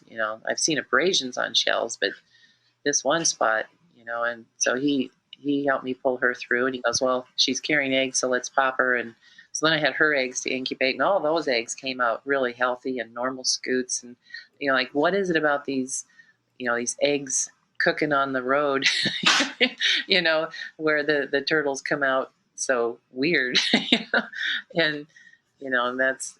Yeah, there's a lot of rumor in that as well. Some people say it's too hot, not enough humidity, maybe not enough oxygen as the egg is developing. We call it extra scoot. and we call it split scoot. Mm-hmm. But I honestly don't know. And then sometimes like a newer combo with multiple genes in the animal, you'll get a lot more of that stuff too, because maybe uh, the animal just. I honestly feel like when it comes to turtles, they're not like ball pythons, Mm-hmm. and turtles. The more genes you add into them, the more issues that occurs, split scoots or imperfections, spine Hmm. issues, Oh. or Really, that's just my opinion. Yeah. that's just the And opposite of hybrid vigor. That you would have more vigor. Like if you crossed a Midland painted with an Eastern painted, you'd think you'd have an individual that wasn't interbred, and so it has yeah, more vigor. I just don't know. I always, this is just my opinion. My opinion could be wrong. I feel like genetically, I feel like turtles are just weaker Uh-huh. when it comes to multiple mutations inside of them. Oh yeah, that's definitely true. I know that we studied that in genetics. Are most Yeah. of the genetics in turtles recessive, or Yes, okay, recessive. that could I, be another issue, because I know with snakes, like the line breeding into producing those and then not outcrossing in multiple yeah. generations can really A- mess And that snakes up too. and that's the thing. What I was saying earlier is, if you're going to work with something, make sure you can commit the time. Yes. Just let me give you a quick example. You find this box turtle. Box turtles are the worst. You're looking at 6 year plus before you're producing, Mm-hmm. and then when you produce, you got another 6 years plus to breed. You're looking at anywhere from, if you're quick enough. Let's just say you're quick enough. Let's just say 4 to 12 years to produce something new. Mm-hmm. Yeah. And then that new thing you produce, now you got to outcross it. Mm-hmm. You have to outcross it. If Yeah. not, you and that, dude, that's going to take you another 12 years to. It's going to Yeah. take you 24 years to make something outcrossed. Yeah. Yeah. And that's why. Turtles And that's take a why. long time. Yeah. It's And not that's a why ball turtles. python. But that's why turtles are so valuable. Mm-hmm. Is because it takes so long. So I feel like a lot of people are willing to pay more money for something that they appreciate. Man, you see that Mitch combo Mm-hmm. took Mitch probably 8 years to make that. Yeah. So it's like when Mitch demands a price, you have to respect that. Like, man, it Yeah. took this guy 8 years of his life dedicated to make this incredible animal. Mm-hmm. You Well, know? yeah, and I've talked with some new, I would call them new entry turtle breeders, and one was saying, "Well, boy, you just can't dicker with that guy." And I said, "Well, I sell fine art, and I mean, I sell art for lots of money, and because not only my art, years of studying art technique, but then because it's art of a wildlife nature, throw in all the 5 years of collegiate studies in animal behavior, and you know um, and into the knowledge of the sculpture. Like you don't put polished antlers on a buck when its neck is not swollen and rut, and Yeah. and you don't have all these kind of things that when I was participating in the wildlife art shows, I go, oh, well, that guy's a great painter, but he doesn't know his wildlife, So, I look at my artworks like I've put in the same amount of years of field studies and book studies, and in both wildlife and the art technique itself. Like I've got the schooling of a surgeon. Why shouldn't I charge what a surgeon would charge for an operation, in this one of a kind painting, or in this rare bronze? So, Yeah. No, I agree. It's a work of art, both, breeder and artist. yeah, I mean, and so, Uh, and I think because of, that's how I make my living as an artist, and why these turtles, I just want to be, besides our turtle laws, why I want to keep it as a hobby so that it doesn't get in the mhm. way of my, art production. Yeah, but back on that real quick, because I just remembered uh, while I was talking about our chief herbologist. If he swapped out one day and we get a new guy that's in charge, Mm-hmm. he could be like, I don't want there to be turtle farmers, and you're violating this law, that law, and this law. Oh, ouch. So what I'm trying to say is, in your state, whoever's in charge is pretty much saying that you can't sell turtles because of whatever reason. But then you get a new guy and he's like, no, yeah, you can sell it. The law is it's written a certain way. You know what I mean? Yeah, Yeah. no one's gone to court yet Exactly. to Yeah. have the judge define what the law actually states. Right. And then you don't talking want to to be a the person to go to court either. Mhm. So, yeah. And my thing is like, I feel like when it comes to reptile and amphibian laws, no disrespect to game and fish, but when you speak to them, there's a reptile and amphibian department. Mhm. So why am I talking to a guy that mainly deals with big game animals? Right. You know what I mean? Well, and So- I went and I called Pierre, our state capital, and talked to head biologist after head biologist after head game, warden after, like trying to Yeah. So none of them could tell me for sure. Like, Yeah, they don't. They can't tell you because it's gray. well, and It's whoever is in charge is going to tell you, because Yeah. that's what And you need to find who your chief herpologist is, or the person in charge of reptiles and amphibians, Mhm. and you need to get that person on the line and be like, break down this law to me.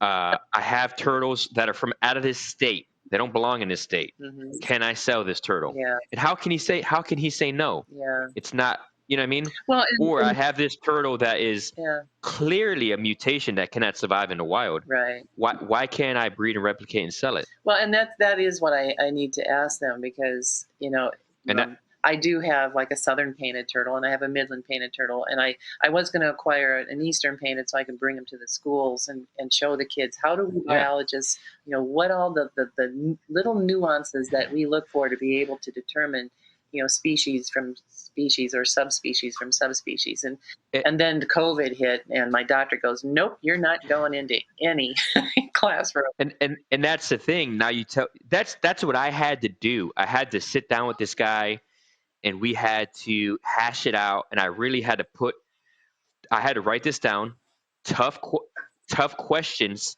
where he needed to give me an answer to. Mm-hmm. And if he couldn't give me an answer, then we had to discuss why. Yeah. And I think for your situation, like, okay, you allowed me to buy turtles from Mhm. outside the state, but now I can no longer take care of these said turtles. What am I supposed to do with them? Oh, get this. You're not allowed, so I'm reading this out of the fisheries book, that here's your fishing license and these are the turtles you can catch. Well, that's harvesting. That's different. Yeah, now we're talking about you're harvesting something you're collecting right. it. But then they go on to say and you can't buy, sell, or barter the turtles. And I'm thinking like, yeah, any turtles that you catch in South Dakota, I understand why they wouldn't want anybody to buy, sell, and barter, because our local populations would be diminished. But then what about the turtles that that are being sold at Petco and PetSmart? But here's that law to me. Not to interrupt you. That law to me is, I'm harvesting animals, and I am not allowed to trade or sell the animal, as in for consumption, because fishing, when you get a license for wild game, even if it's turtles, it's mostly you're consuming that animal. Mm-hmm. Yeah. And most large game, you are not allowed to sell or trade or whatever it may be. Right. So if it's under a license for collecting and harvesting, that is completely different from owning something as a pet. Yes. And that they need to be clear on that. Yeah, and that are being allowed to be sold in the state as pets. Exactly. We're not talking about me harvesting a snapping turtle and selling its meat. Right. We're talking about me buying an albino snapping turtle with red eyes and white skin, right, and selling it as a pet. Yeah. So that's the thing that they need to clarify versus Yeah. stating a blank state right. gray law onto everybody, and that's not right. Yeah, and that is true. And so I still haven't been able to get them to really understand it, and so I said, well, because so many pet stores in this state are allowed to sell turtles, you're telling me it's illegal. They have a special permit to sell them, but it's illegal for anybody to buy any turtle. Do you see the conflict there? Yeah, but how does that make sense though? How is a pet store allowed to sell turtles, but you're not? Right. So I'm telling you, right. it's something that it's misinterpretation. Or someone is saying, you know what, I don't really have to explain myself to this person. Mm-hmm. they're not a corporation. They're just a person. So I'm just going to say what I want to say to them. You know what I mean? Yeah, and so and and I have no interest in selling turtles. I mean, I really don't. I mean, I sell art, Yeah, no, of and course. But I'm just saying, yeah, but there are people in your state that probably want to be breeders of right, turtles or breeders of something else that may be gray. You know what I mean? right, yeah. That law needs to be clarified. And Yeah. yeah, and because we're losing so many western painteds from their habitats being drying up from all the droughts we've been having, and plus the agricultural, what they call drain tiling, for to get as much, I guess South Dakota has lost the most prairie potholes, what they call the ponds and marshes, due to big ag buying up family farms and then draining all the ponds and marshes, and there goes the water table, there goes winter habitat, there goes the turtles, and the herpetology that we're living in these ponds, and, and so it's like, so of course I don't want a trade in turtles when we're losing, their habitats are being lost, but I most of the turtles that I bought for my aquariums were all from the turtle source. 4 turtles that I bought from them, and just because I didn't want to collect from the wild and have to deal with parasites, you know. So and just to just enjoy them swimming, because they're far more fun to watch than goldfish, But then lo and behold, I rescued those eggs, and now I'm in your world and asking you all kinds of questions. Yeah, it's something cool, and for you to take that animal from a roadside and hatch a clown, hmm and then reproduce it and be the first person to do it would be pretty incredible as well. Yeah, and who knows if that can happen. But right now, all I have, right now is some daughters to breed back to the brother, and we'll see, if anything happens. But I'm just waiting for the clown to get big enough where I can, breed her, back to her brother, or if she is going to remain a her. Who knows? Yeah, yeah, You know, because for sure. You don't know. It could yeah, just turn into a male. she's only 4 inches. And If she's only 4 inches at the how old she is, I wouldn't be surprised if it turned into a male. really, It's probably gonna be the same situation as the one that I had, honestly. well, I incubated at 82, and all her siblings are male. All its siblings are male. So Yeah, I just, pretty interesting stuff. Yeah. yeah, yeah, it is. And, I would love to buy an Eastern clown. But now, with me working with game and fish, it's like, am I allowed to buy a turtle now? You know? Yeah, that's what I mean. You got to get that clarified. Yeah, Maybe you can help clarify that and help maybe rewrite it or something. And you yeah, know, yeah. but So yeah, it's Do you have very a interesting copy? stuff. Yeah, do you have a copy of your state turtle laws? Because you say there is a division between what hands Yeah. off all of our state species, but you can do this with all these Well, exotics. they also allow me to work with state stuff. I don't have to look at no laws. I just email the guy and I'm like, hey, this is what I'm thinking about buying. This is what I'm thinking about working with. These are the numbers I'm thinking about doing. Mhm. And the agriculture guy passes it to the herpology guy, and then they say, yeah, we give you a specialty permit, or nope, you're not going to do that. And that's kind of what I do. Oh, hmm, So that's the benefit of being, I guess, considered a turtle farmer. You know what I mean? right.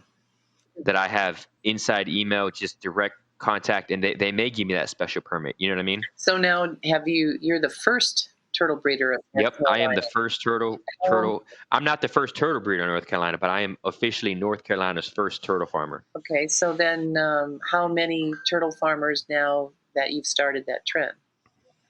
I have no idea. Oh, okay. I may still be the only one, but I'm pretty sure there are people here in North Carolina breeding.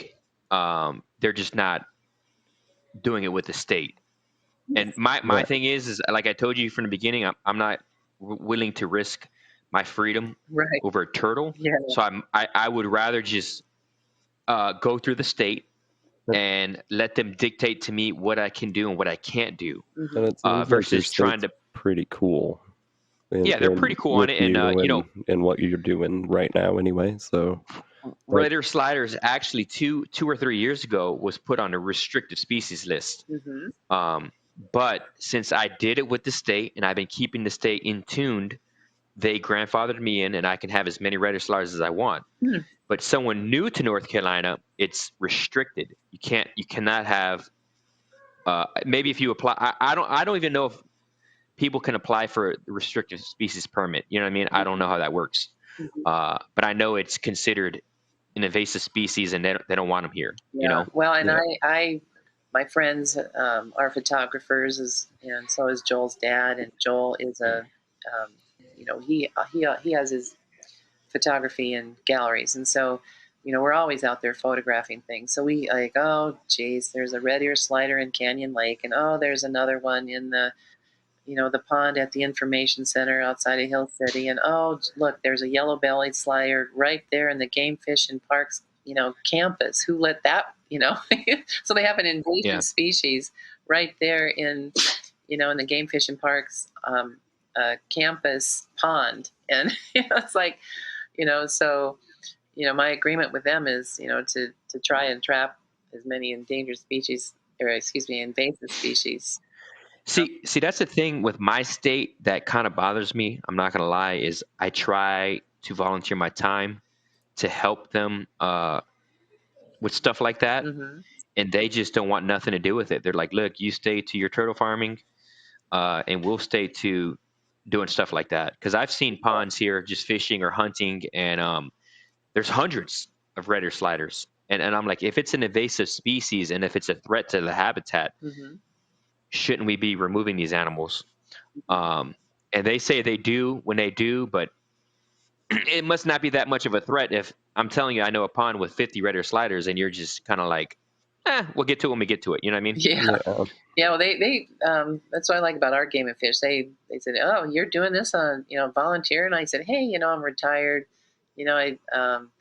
I can't really do very many gallery shows. It's COVID. So what else can I do that's productive?" Yeah. and they go, "Oh, we appreciate it." So then I just reported on my scientific collector's permit as it is, though.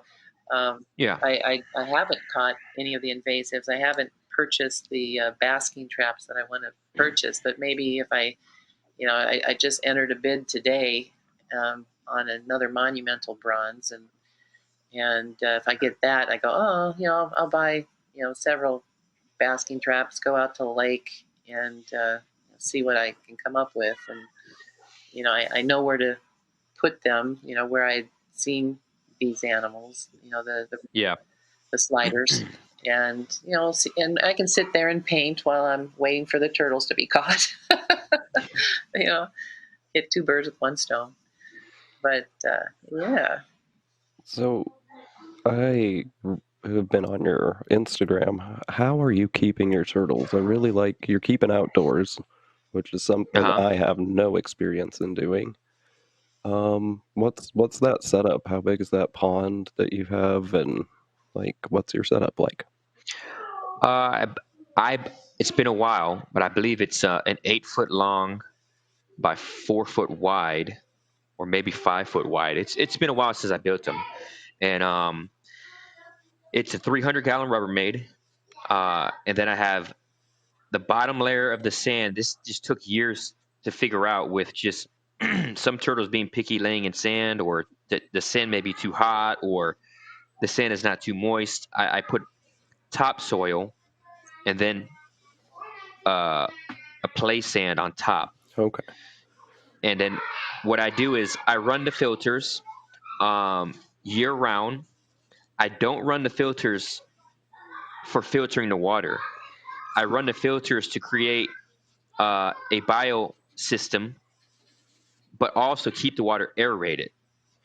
It's So so important if you're doing outdoor stuff, especially up north, and there's actual real cold.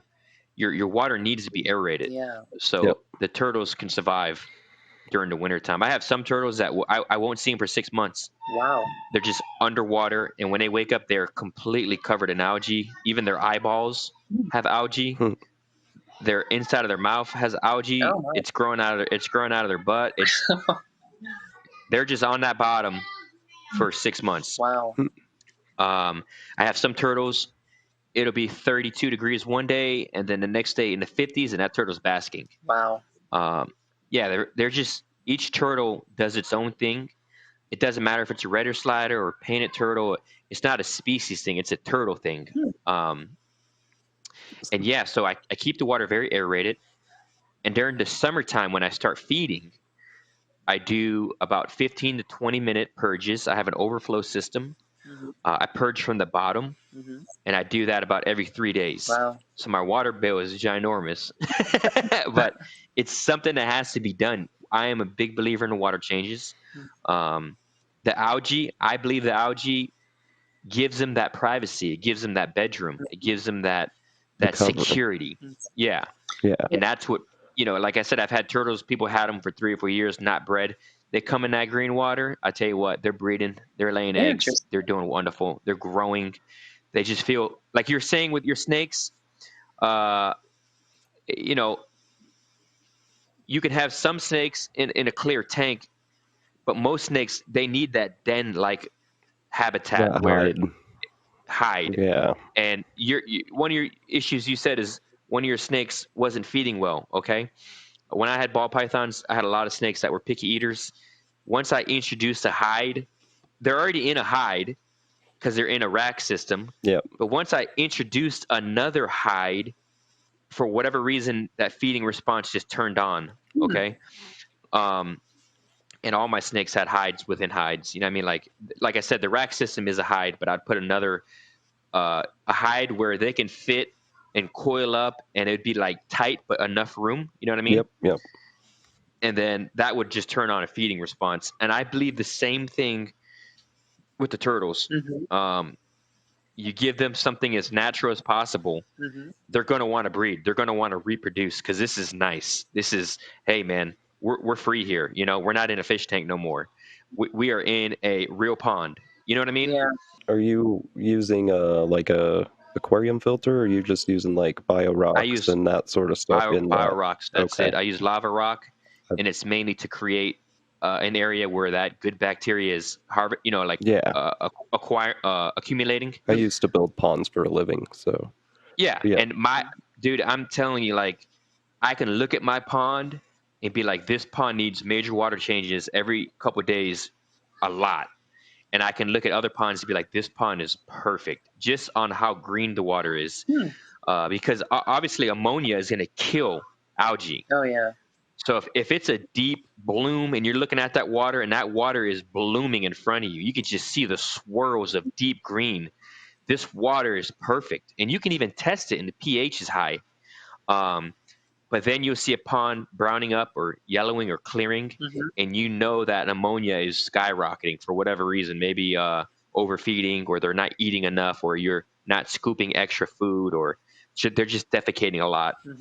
I can have a pond with 4 or 5 turtles, and the algae would die, and I can have a pond with 15 turtles, and it is green as the color green. You know what I mean? Like Yeah. super green. And the water quality is different. And I got to purge that 3 or 4 turtle pond for a couple days to purge out that ammonia or high nitrates or whatever it may be. And then the sun is going to create more algae because, the algae loves sun. And I am also a big believer of natural sun, like you guys are saying. Oh, yeah. During the winter time, normally what I do is, as soon as I'll hatch turtles, I'll raise them indoors over winter, and they'll get all UVB, UVA light.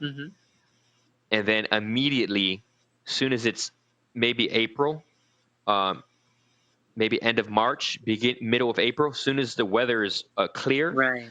I move everything outside to sunlight immediately. Yeah. That's what I do. To 140-gallon stock tanks. I put a lid on top of them where no prey or they can't escape. I set up a purge system on those, and immediately they're outside. They're getting used to being in deep water. They're getting used to the green water, and you know, and it's just crazy how when they're in that green water, their feeding habit, and they change. Like these turtles may be super friendly indoors. I raised them for the past 6-8 months, right? Mm-hmm. Right. And they know me. They're like doggy paddling when they see me. As soon as I put them in that green water, and it's about a month, they're terrified of me because now they can actually hide and be turtles. You know what I mean? Yeah. Yeah.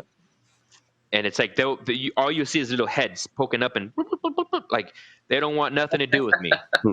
But literally a month ago, they were like, "Dude, you're the guy feeding me." You know what I mean? Yeah. Yeah. Yeah. But it's that's when you know that's the turtles. They're feeling comfortable. They're feeling safe, Mm-hmm. and that's what you want. You know what I mean? Oh, well, I'll really keep my green water longer than in between. I was, purging that and then starting fresh, and I'll try to keep it green longer this coming That's just my opinion. Like I said, is there any science behind that? No. But I tell you what, I've had a lot of turtles that people said, I give up on this turtle. I'll give you a great deal. And I'm like, I'll take the deal. And 6 months later, that turtle's giving me a whole bunch of babies. And they're like, dude, what'd you do? And I'm like, the magic green water, dude, you know? You know? Do you think that it would be possible to have a pond big enough then to house a small enough group of turtles with like biofiltration, maybe like a bog with running water as well, in a whole like more whole natural setup if you had the room to build a big pond? What do you mean? Like well water or Kind of like something? the aquascape ponds you're talking, Matthew? Yeah, like you're building more of a natural pond that would be bigger than your Yeah, tub. sure. And then But it depends on where you live, because if you're down south, perfect, yeah. If you're up north, you better make sure you got more than 2 feet of water, because when it yeah, starts freezing, you know what I mean? yeah. And And you you got to can make sure you have running water to create. get enough water running to keep the top not frozen too as well. Yeah, but you need to oxygenate it. I Yeah. talk to people, hit me up all the time. They're like, dude, I got the same things you got going on or something similar, and it's not working. Well, where are you located? What's going on here? Are your ramps touching the bottom? Are you aerating the water? There's a lot of stuff. I don't know. People would look at your pictures and like, this is easy. I can replicate this, but it's like you got, The build is easy. And yeah, after that, animals are animals, man.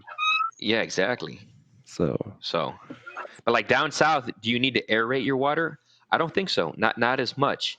As long as you're purging, because your colder days are, when a turtle goes into brumation, like I said, it could be 1 month to 6 months. So if your water's not oxygenated and there's not enough oxygen to withstand that turtle for 6 months, you got problems. You know what I mean? Mhm. yeah, Where Florida, you may get like 3 days of extreme weather, enough air for him to surface, or it's not cold enough where he can surface, breathe, and then go back down. Mhm. My turtles get so cold, they're literally like slow motion. I watched a turtle for almost 40 minutes go 10 inches Wow. on my ramp. I got a picture of it. It's the most recent Oh, picture okay. with the albino map turtle. Mm-hmm. It's like picture number 3. Okay. There's a map turtle under ice. That turtle took about 30 to 40 minutes to climb. It was, when I first noticed the turtle, it was halfway up the ramp. Mm-hmm. Water's probably like 33 degrees. And it took it about 40 minutes to climb that 10 to 12 inches just to put its nose to take a breath of air. You know what I mean? And what I did is I had to, after I took the picture, I flicked the ice very slowly, Mm-hmm. because she was putting her nose up against the ice to try to push it. But Mm-hmm. she is her metabolism, I believe it's something like, you can't quote me. Me and my buddy were just talking about this. We discussed this picture. It's something like 1 heartbeat per like every 3 to 4 minutes or something like that. that's really crazy. So it's you know what I mean? Yeah. She's like, you know what? I'm tired of breathing through my cochlea. I need some freaking air in my lungs. but that's what I mean. If your ramp doesn't touch the bottom, Mm-hmm. she can't get up there to get that air, Wow. because she's so slowed, she can't swim. But I do have turtles that can swim. Every turtle's different. Like I said, I talked to a guy recently. I said, dude, every turtle's different. Some turtle, in a pond, a natural pond in the wild, everything is sloped. So even if a turtle is 100 feet at the bottom of that pond, it's just going to walk up until it reaches air. But some turtles can just use their air bladder and float up, get air, and sink back down. But if that special turtle that needs to walk up that incline, there is no incline, it's going to drown. Wow. You know what I mean? That's interesting. I never thought about that. I know Yeah. if I have Matthew help me build a pond, it's going to have to be about 5 feet deep up here. And Yeah, 4 foot minimum. Not, yeah. And that's the thing you have to, and so someone like you, I would not recommend outdoor hibernation because your winters are so much harder and they're so much longer. Your egg season is going to be like a month. You know what I mean? Well, and here our what is it? Our turtles start laying in May. They'll lay in May and through June and July. Yet some of them will even lay in September. And of course, those that that clutch is going to maybe freeze or who knows. But I mean, I couldn't believe the some of these turtles lay 2 clutches, some lay 3, but they're usually laying about every 3 weeks, 3 to 4 weeks. As soon as for me, it's about every 2 weeks on the dot. Oh wow! I've gotten up to 6 clutches. Wow. Yeah, and some of the clutches are 15 egg clutches, 12 egg clutches, Nice. 10 egg clutches. On average, it's anywhere from 6 to 8 eggs. The older and the bigger the female, you're probably going to get 12 to 15 egg clutches. Yeah, that's the issue with the red ear slider in the wild. Is they're dumping, and to be honest with you, even if I get 6 egg clutches, let's just say I'm getting 60 eggs. Wow. Probably only 30 of those eggs are actually going to hatch. Oh, wow. Yeah, that's about average. I'm gonna with me. They'll all chalk over, but 8 out of those 12 will hatch. Oh, see that was my question. Out of that, the female with the shell rot, she laid 13 eggs. 2 came out broken because she had the oxy, and then 11, all 11 chalked, but only 9 hatched. Because I incubated for female, 2 came out really small, about the size of a penny, and those didn't survive. But so she had 7 surviving out of 13 eggs that actually came out of her. And that's the thing too. When it comes to hatchlings, a lot of people get confused. They'll hit me up and be like, "I got 8 eggs. 5 of them hatched. The other 3 are not hatching. What's wrong with those eggs?" You have to realize when those eggs are laid, there's different points in time. Sometimes 2 to 3 to 4, maybe even I've heard up to 6 to 7 days of implantation. Like I've had, let's just say 8 eggs, 3 of them chalked immediately. Okay, so those are probably going to hatch within 52 days, and I had the rest of them chalk over 5 to 6 days later. Oh. So just because they're all laid at the same time is when that embryo implanted and started developing. So you know what I mean? Have you heard? Oh, this is a question I've been wanting to ask you for a long time. Real quick, did you see the video when I incubated the turtle out of the egg? Yes. That was amazing.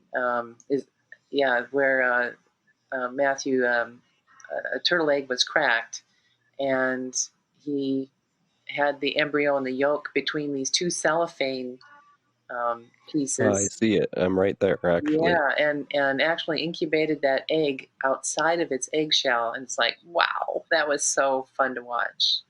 Yeah, I did. I think updates on it every couple of days. Yeah. So, and then with that baby, how did it survive? Very long after. It survived for about like 2 weeks, and then it just randomly just perished. Yeah, and I'm not sure why. So it was doing fine. It was eating and everything, but that happens too with new morph turtles. Turtles. I do believe in that theory. They say born to die. You ever heard of that? Yes. I do believe that it helps the other turtles survive, and it leaves food for the predators. You know what I mean? Yeah, and I think there's some cannibalism within the nest before they emerge. What, the turtles eating each other? Yeah, the young that, especially the ones that are frozen into their nests, or they overwinter, and then when they emerge, these are the nests that are really being watched closely. They had noticed that some of the eggs that didn't hatch were eaten, and they the ones that hatched and emerged from that natural nest, came out quite robust. And when they looked to see what didn't hatch, they noticed that there had been um, some eating of the undeveloped or underdeveloped embryos, like the babies. I don't know if the egg Huh. had been cracked, because they were in the nest so long, and then and they ate the biological material that they. Yeah, I'm gonna say that because just my experience of many several years, some turtles will eat immediately. Mhm.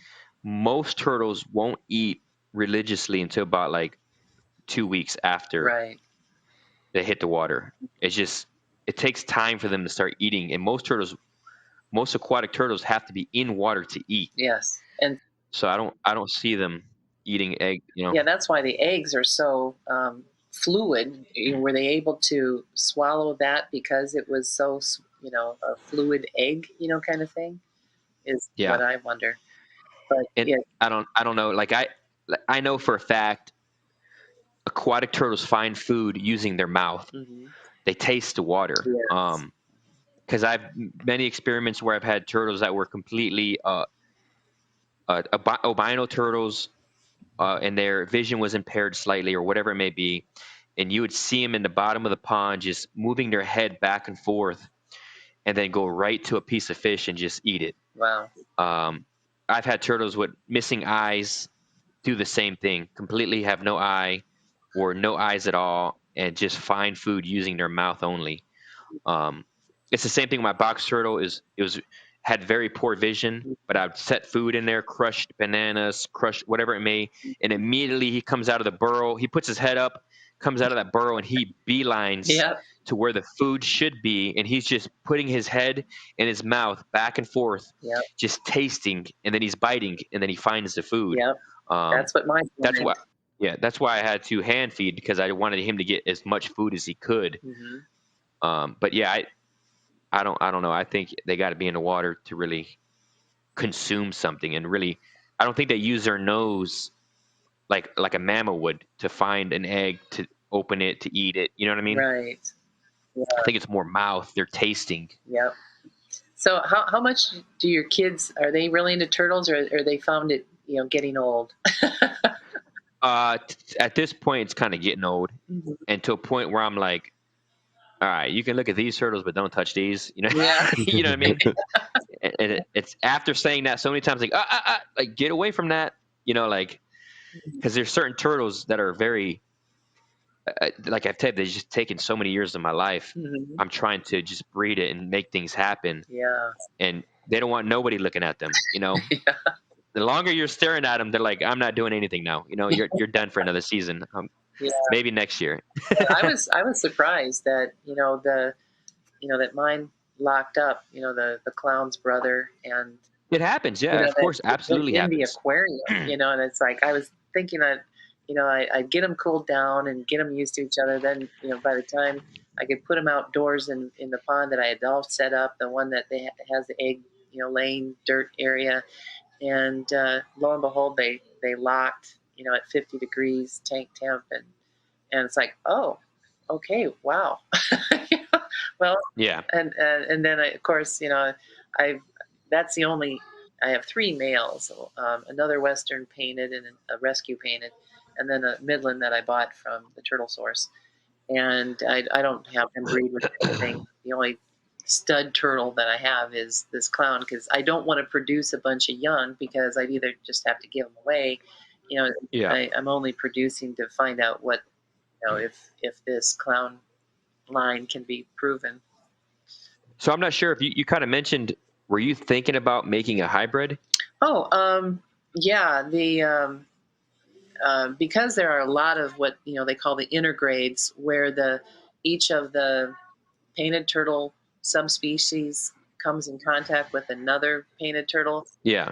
Especially on the Midland Western shared borderlines. They have a lot of intergrades there that they're really gorgeous. They have the Midland color separation and border outline. They can be anywhere from yellow to bright orange to even bright red, with then the Western painted belly. And I would love to acquire a turtle like that to show the kids, but I don't want anybody collecting it from the wild. I've been inquiring to find out if there's any captive breeders of that, because See, that's where I was getting at, because a lot of reptile people, they're very against making hybrid of stuff like that. Right, but they exist in the wild, and yeah, and I agree with you, and I think it'd be cool. I think a lot of crossing is cool, but a lot of people prefer the pure version of the animal. Yeah. They kind of, a lot of people, I kind of feel like they think it's cheating. You know what I mean? Yeah, and to me, it's like, hey, it's natural. They're beautiful. I want it. Yeah.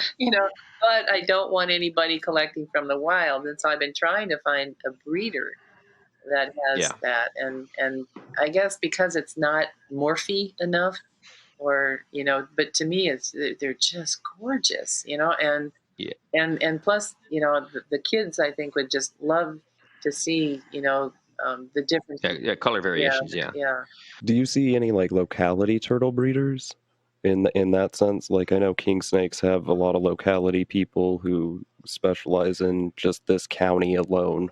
Do you see that in turtles as much, or because that's where maybe she could go for that? I think people more like the turtle source, and a lot of the farms have actually shut down. But a lot of those guys did more locality and like normal type turtles. You know what I mean? But like I said, with the laws, a lot of states say we protect native species, and then the way a lot of people get around it is, hey, this is a native species, but it's a color mutation, it's a morph. Mm-hmm. So having a normal turtle is frowned upon versus having that same turtle but in a color mutation. Then they're like, oh, it's not going to survive in the wild. You can keep that. You know what I mean? Interesting. Yeah. It's like New Jersey and corn snakes. Exactly. Yeah. Mm-hmm. There's a lot of states like that with snakes too. You know what I mean? But that's the way reptile people defeated the gray law. Is they're like, okay, here's your native species, right? How about this thing? And they're like, what is that? That's not a native species. Is it? Or is it not? And they're like, it's not. It's not. Okay, cool. I can keep it. Yeah, keep it. Yeah, an albino's not going to survive in the wild. Fish and Wildlife has to come to your house and they got to positively identify this animal. You know what I mean? Yeah. So, well, and that's one thing. I found a breeding partner, so to speak, because I know this a clown's brother is going to keep producing, get out of this one female that had the 3 clutches. If I can keep that up, I'm going to be over turtled even without any rescues. See, I'll tell you this too, like your clown, there's more out there, obviously. Yeah. But the first person to reproduce it, and the first person to add albino to that turtle, mm-hmm.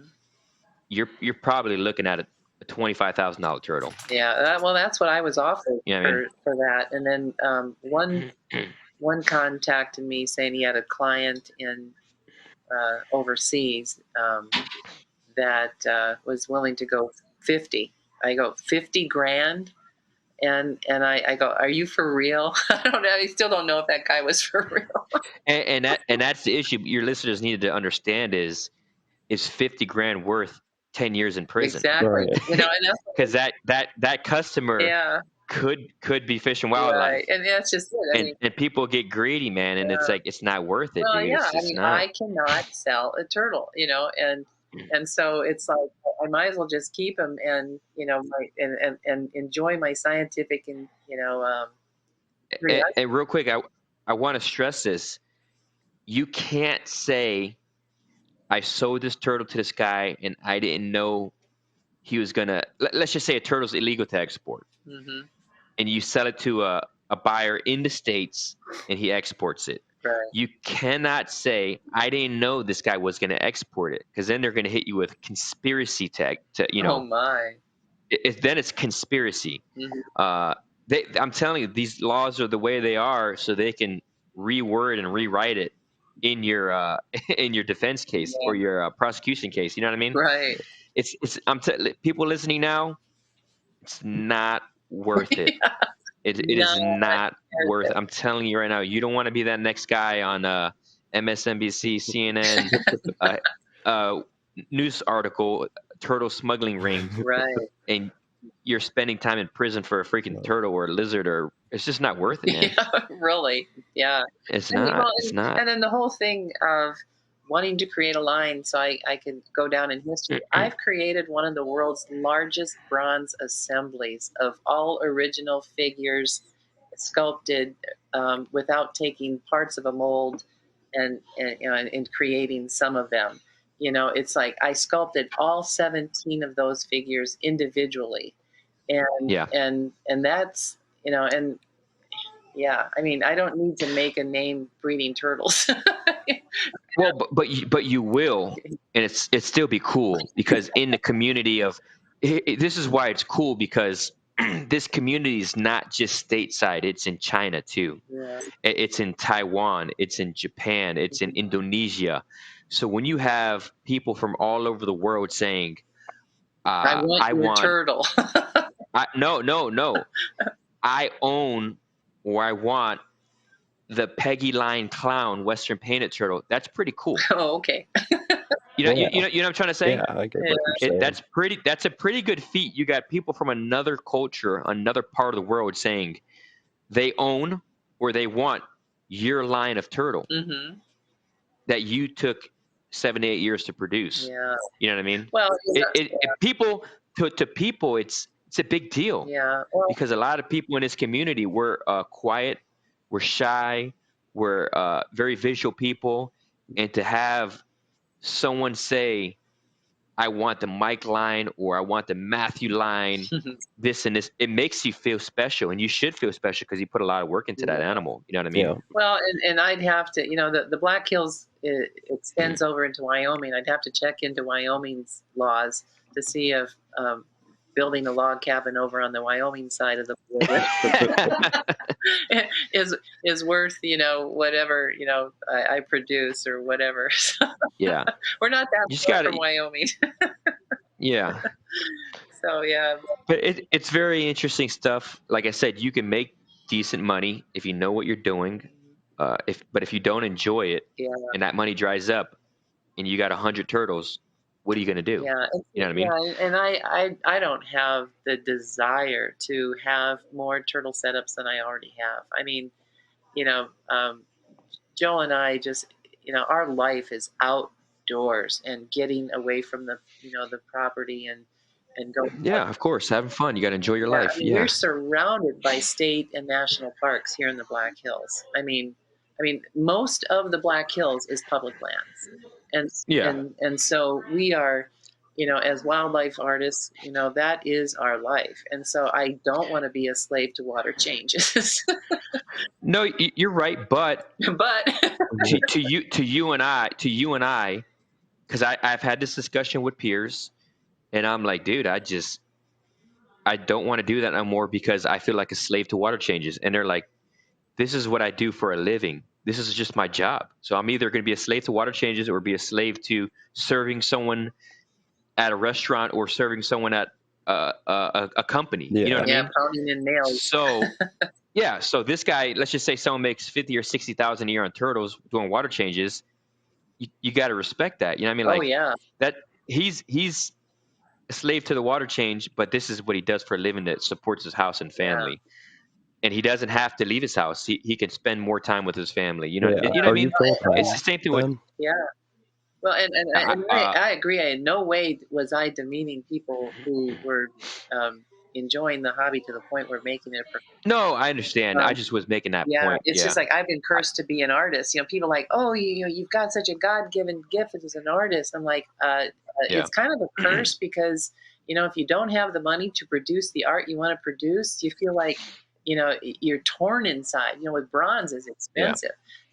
I can do a painting for $25 of canvas and paints and sell that for 60,000 over a bronze that I sell for 60,000. It cost me 30,000 to make it.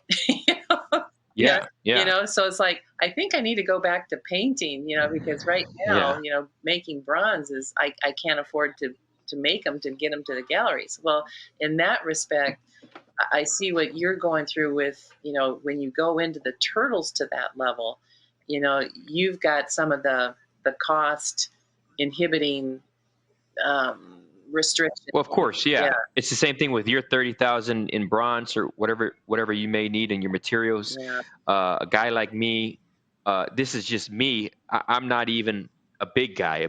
Like I said, the big guys are the guys producing thousands of turtles.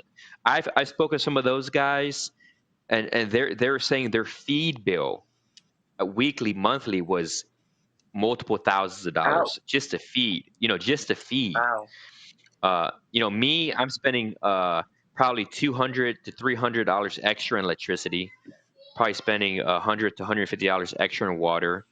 I'm probably spending a couple $100 every in like pellets, probably every month or so. You know what I mean? Wow. Probably 2 bags a month Mm-hmm. or 2 bags every 2 months.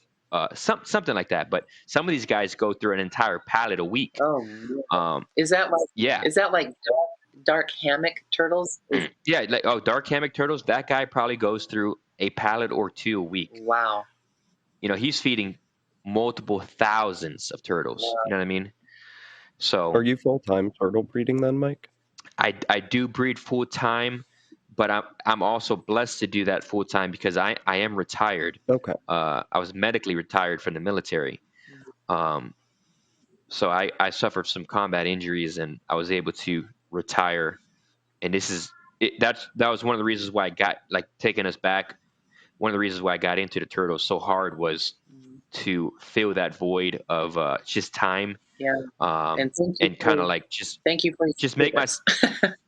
thank you, yeah, and to just clear my mind, give me something to do than to I suffer from a lot of PTSD, so it's kind of like I needed something to occupy my mind and also enjoy my time. Yeah. You know what I mean? Yeah. Yeah. Um, Yeah.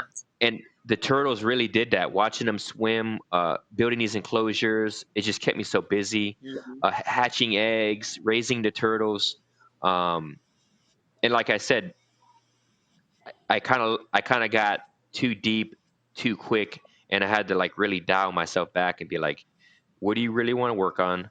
What do you really want to accomplish? Let's focus on that. Yeah. Let's not have yeah, let's not have 200 of something and I never get anything done because I have too many different projects. You just got to zero in on those one or two things you really want to accomplish Mhm. and then accomplish them and then say, you know what? I feel accomplished. I'm going to sell this whole group. I'm going to move on to the next thing.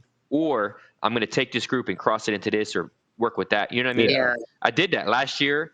I didn't really mention this yet, but last year I hatched cream schools. Oh.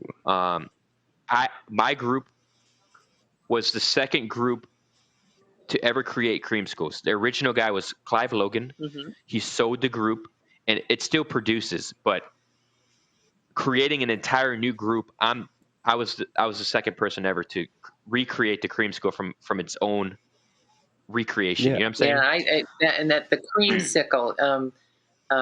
Describe the genetic It's a background. leucistic turtle. Okay. It's if you're familiar with the caramels, it's just pretty much a cream turtle with pearly skin and black eyes and red pupils. It's kind of like a leucistic, black eye leucistic in Yeah. snakes. Mhm. It would be that, but it would be like a whiter I guess the white. I guess I think caramels are like a leucistic type because of obviously it has the black eye, the green eye, and a blue eye with a red Okay. pupil. Uh-huh. And commonly in snakes, that's they call those lucies. So it's a melanistic bred to a caramel leucistic type, Mm-hmm. and it created this. I guess like you can call it like a super leucistic or something like that. I'm not really sure what you would honestly call it, but it's just they call it a cream skull. That's the name it was given by the original creator, Mm-hmm. Clive. And my group finally produced, and that was, dude, when I got into turtles, the charcoal. I'm a big melanistic guy. Okay. Um, Mm-hmm. I'm a big melanistic guy. Black anything with black eyes and black Yeah, I'm skin, big and into anery and exanthics, and I like the yeah. black and silver. You want to get my attention? Send me a picture of something just pure jet black and it has red pupils. I'm like, dude, how much? I'm like, you got my attention, dude. Anyways, I'm just a big. They call them charcoals, the melanistic turtle. I'm big into those. Uh-huh. I bought those right away. I had caramels, and I said, I'm gonna create this freaking. I'm crossing these, Yeah, and then you next got year, a strange one out of that cross, didn't you? yeah, I got some weird hypo type turtle. I got like I said, I'm normally hitting random stuff here and there. I actually random hatched paradox charcoal as well. It was like half albino and half No. charcoal. That's the one I That's remember. Yeah. that's very strange. Like because normally the gene albino dominates, and the turtle's either going to have pink eyes or it's going to be an albino type. It's not going to have melanistic and albino. Yeah. You know what I mean? Mm-hmm. Yeah. So, but yeah, I was so hyped up on that, and I made my heads, and Clive produced it. He got it, and I'm like, okay, cool. I knew I wasn't going to get it because someone had to have that in the works already. Mm-hmm. But I was so like, I'm going to do this project. I don't care he's did it. I'm going to do this project. Mm-hmm. Finally, last season, it took me that long. It took me almost 6 years to do that project. Wow. I hatched the first or the second group ever to hatch creamskulls, and then I felt so accomplished. Mm-hmm. But I just needed to dial back. I actually sold the entire group, the breeding Wow. group. It took me 6 years to produce. I produced it. I held it in my hand. I said I did it. I silently patted myself on the back, and I'm like, time to move on to bigger and better things. Wow. It happened.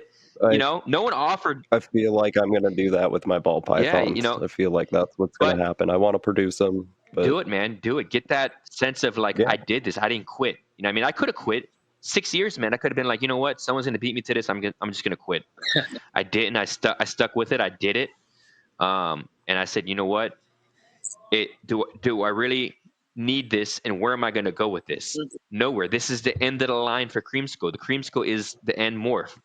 So I need to move on to keep on creating instead of just being stagnant. So I got to let it go. Well, I like what you're doing when you're crossing those clowns to albinos, and you come up with this yellow and red turtle. I mean, it's like, wow. It's that is quite flashy.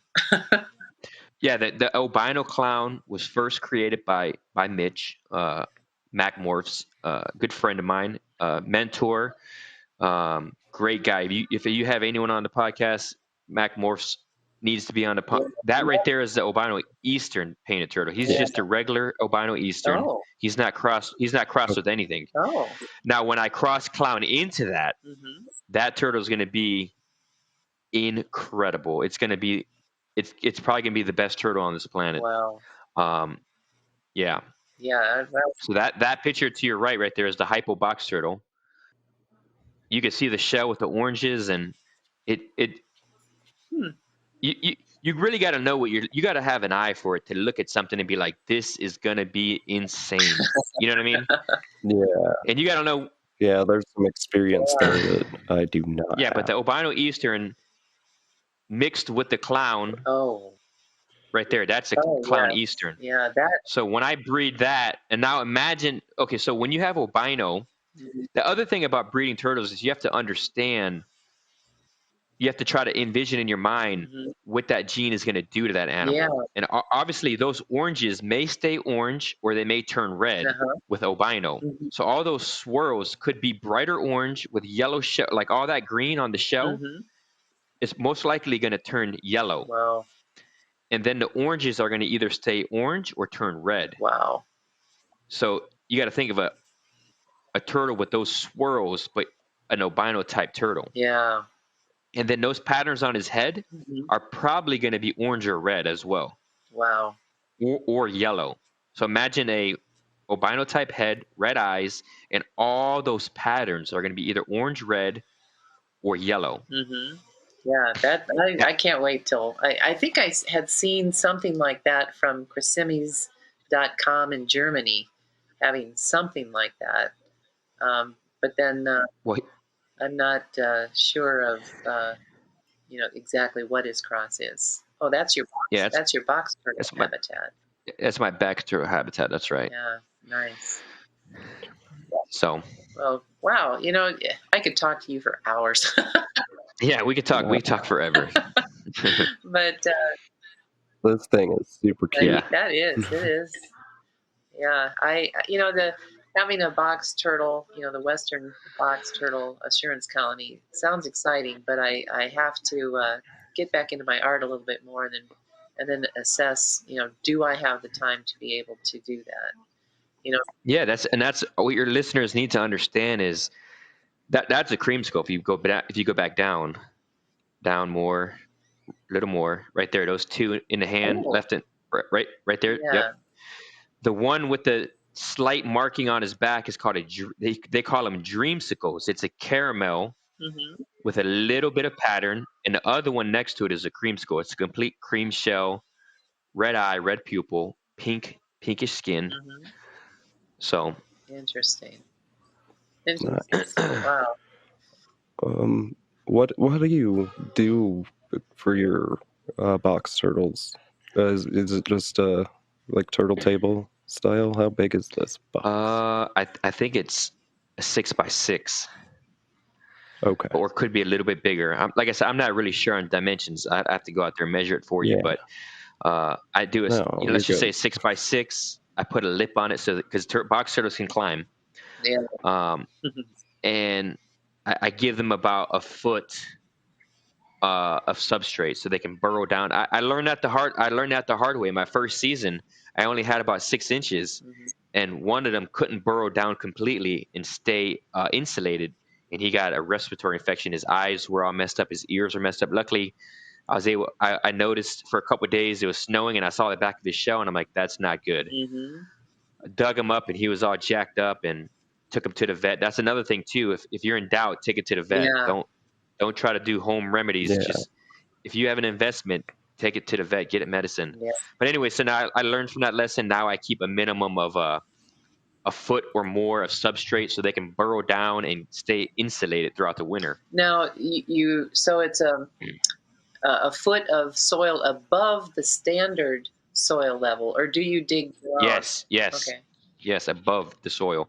I also put Like a raised planter box. and then I put PVC piping. I hammer it down spaced where they can't burrow. So if they do hit the regular soil and they burrow into that, Mm-hmm. they can't burrow out of it. Ah, okay. So there's PVC all around that enclosure. I stake it into the ground. So if they do burrow, they're going to run into that PVC. Yeah. Okay. But yeah, they can go a foot down, and then also go into the normal substrate as well. Yeah, that makes sense.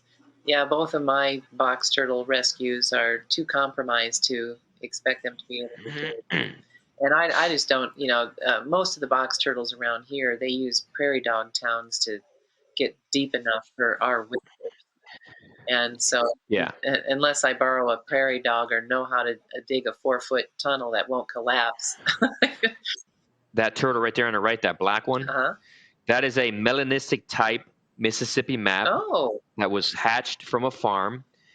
And when I bred it, the first season I got eggs from it, mhm. it produced co-dominant babies. Whoa. If you close that, Wait a minute.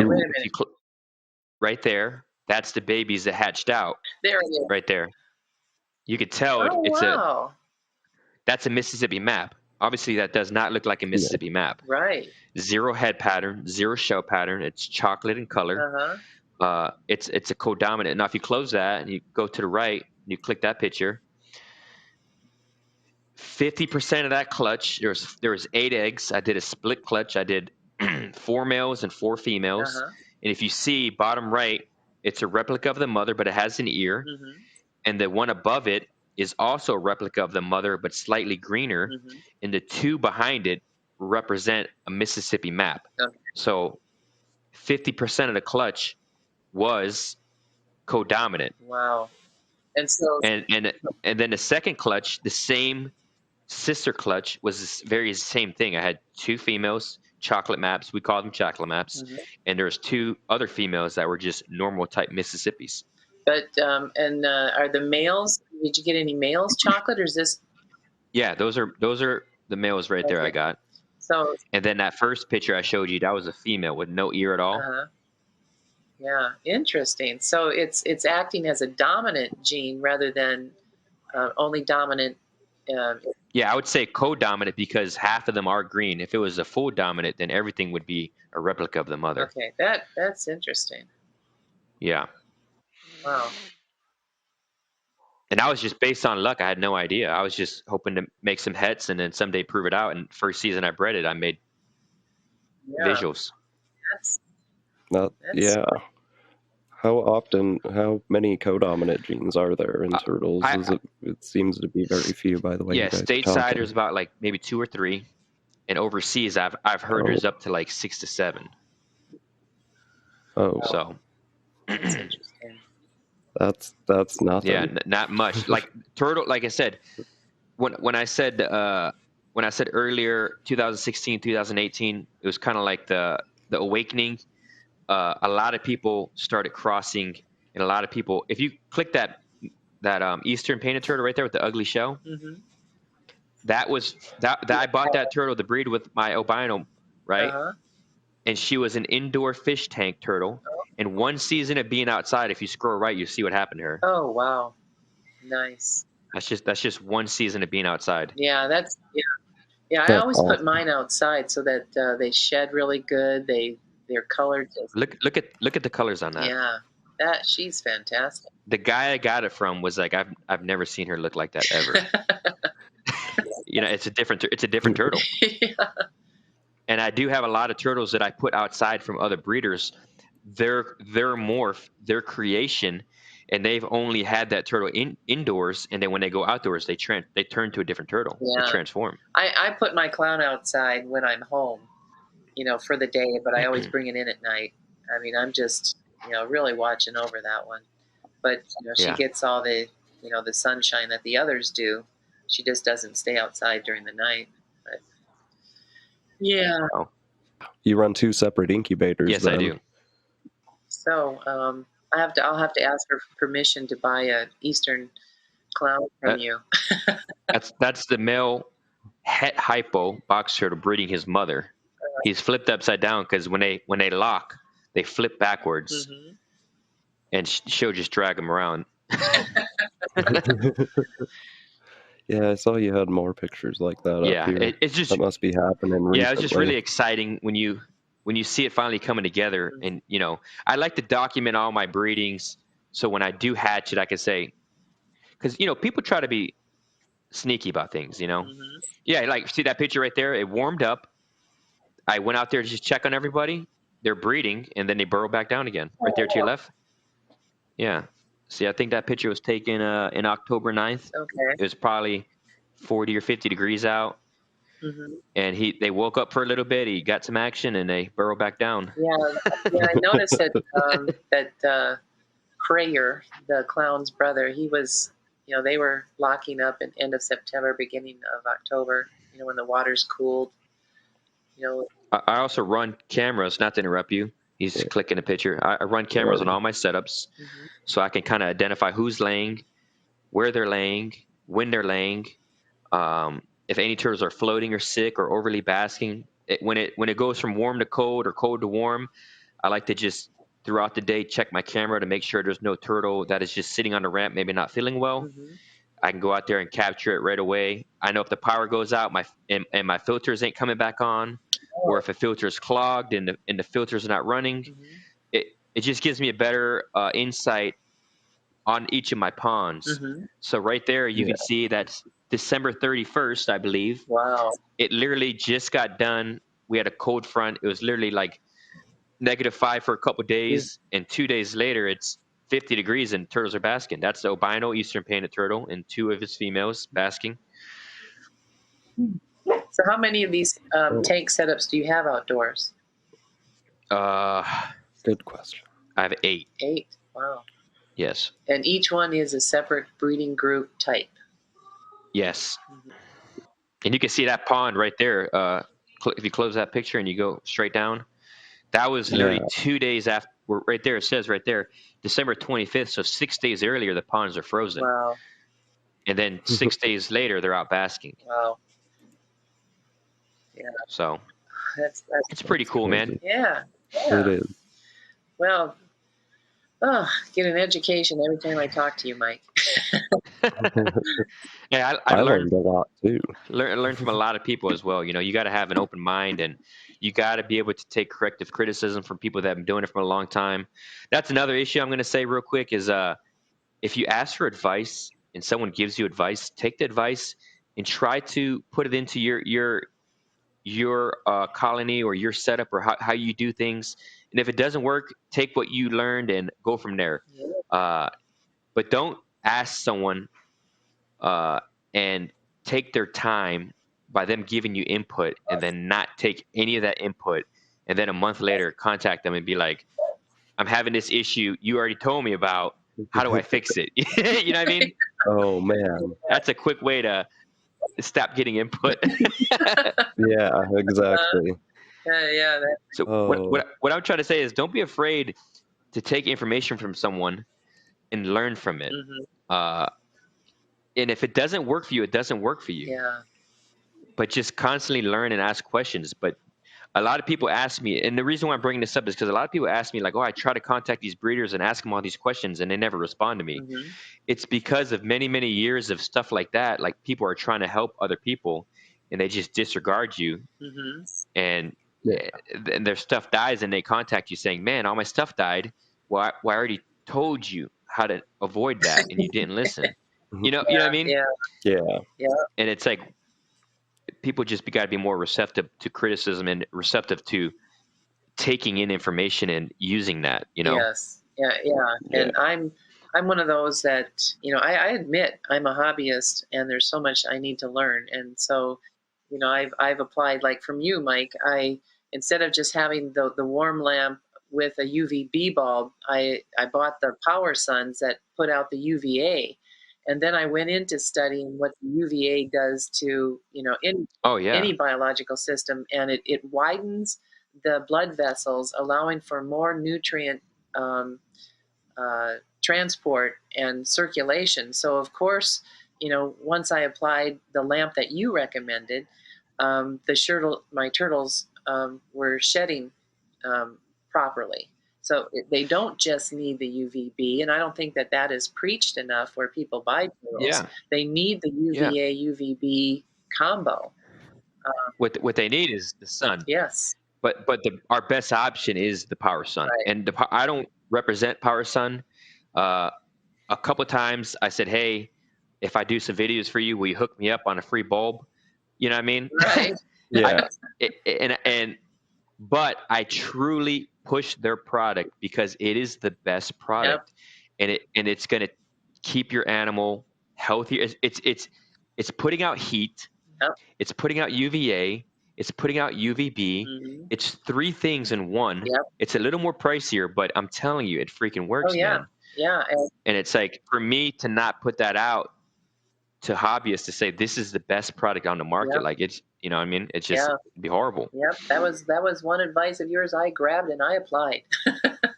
Oh yeah, definitely. I'm a big supporter of the Power Sun. Yeah. It's just a good product, you know. Well, I'm going to try your green water more this. I've been pushing it. I've been telling people. A lot of people ask me, they're having breeding issues, and I'm like, would you, excuse my phrase, breed your wife if someone can look at you? Or would you kind of like would like the blinds to be closed? You know what I mean? You got to have some sort of privacy, and like you said, with the snakes, they get stressed when you're constantly staring at them. Yeah. The only time we should be staring at them is when they're basking. They shouldn't be in the water where they feel protected and we're like staring at them. Yeah. That's just my opinion, though. You know what I mean? It makes sense. I don't. It makes sense. Yeah, the more you can mimic nature. I mean, the ponds that we rescued turtles from were all green, and we had to Absolutely. use the manure forks to with the plastic close tines to go down into that green water, and and sure enough, we'd come up with a turtle that we couldn't see that was only 4 inches below the surface. And so you're quite good at mimicking nature with your green water.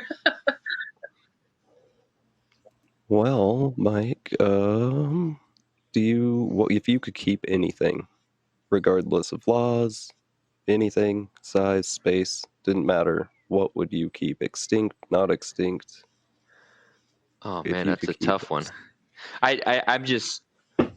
Oh man, I don't know. I'm a big fan of different types of box turtles because I really feel like if you ever have a chance to own a box turtle and really get it to trust you, they are so personable. When they see you, they're like little dogs, man. I'm telling you. I feel like they're the smart. I feel like they're one of the smartest turtles or personable turtles.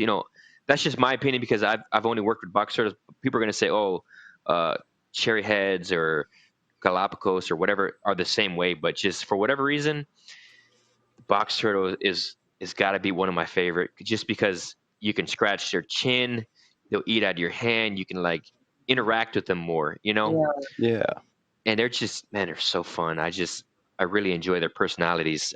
That's the one I would always want to keep, and it's sad for me to say this because I feel like they're on the fringe of being like illegal to own Yeah. because people are taking advantage of them. So pretty soon they probably will be illegal to own. But man, if you can ever own one, I highly suggest it. Yeah. Super cool, man. I love when they burrow and they'll hear you open the door and they'll like poke their head out the little hole to like, oh, he's coming, and then they just burst out of the ground. I'm finding that with my little blind guy. He hears me, opening up his lid, that I use to keep his chamber humid, and it's a towel essentially.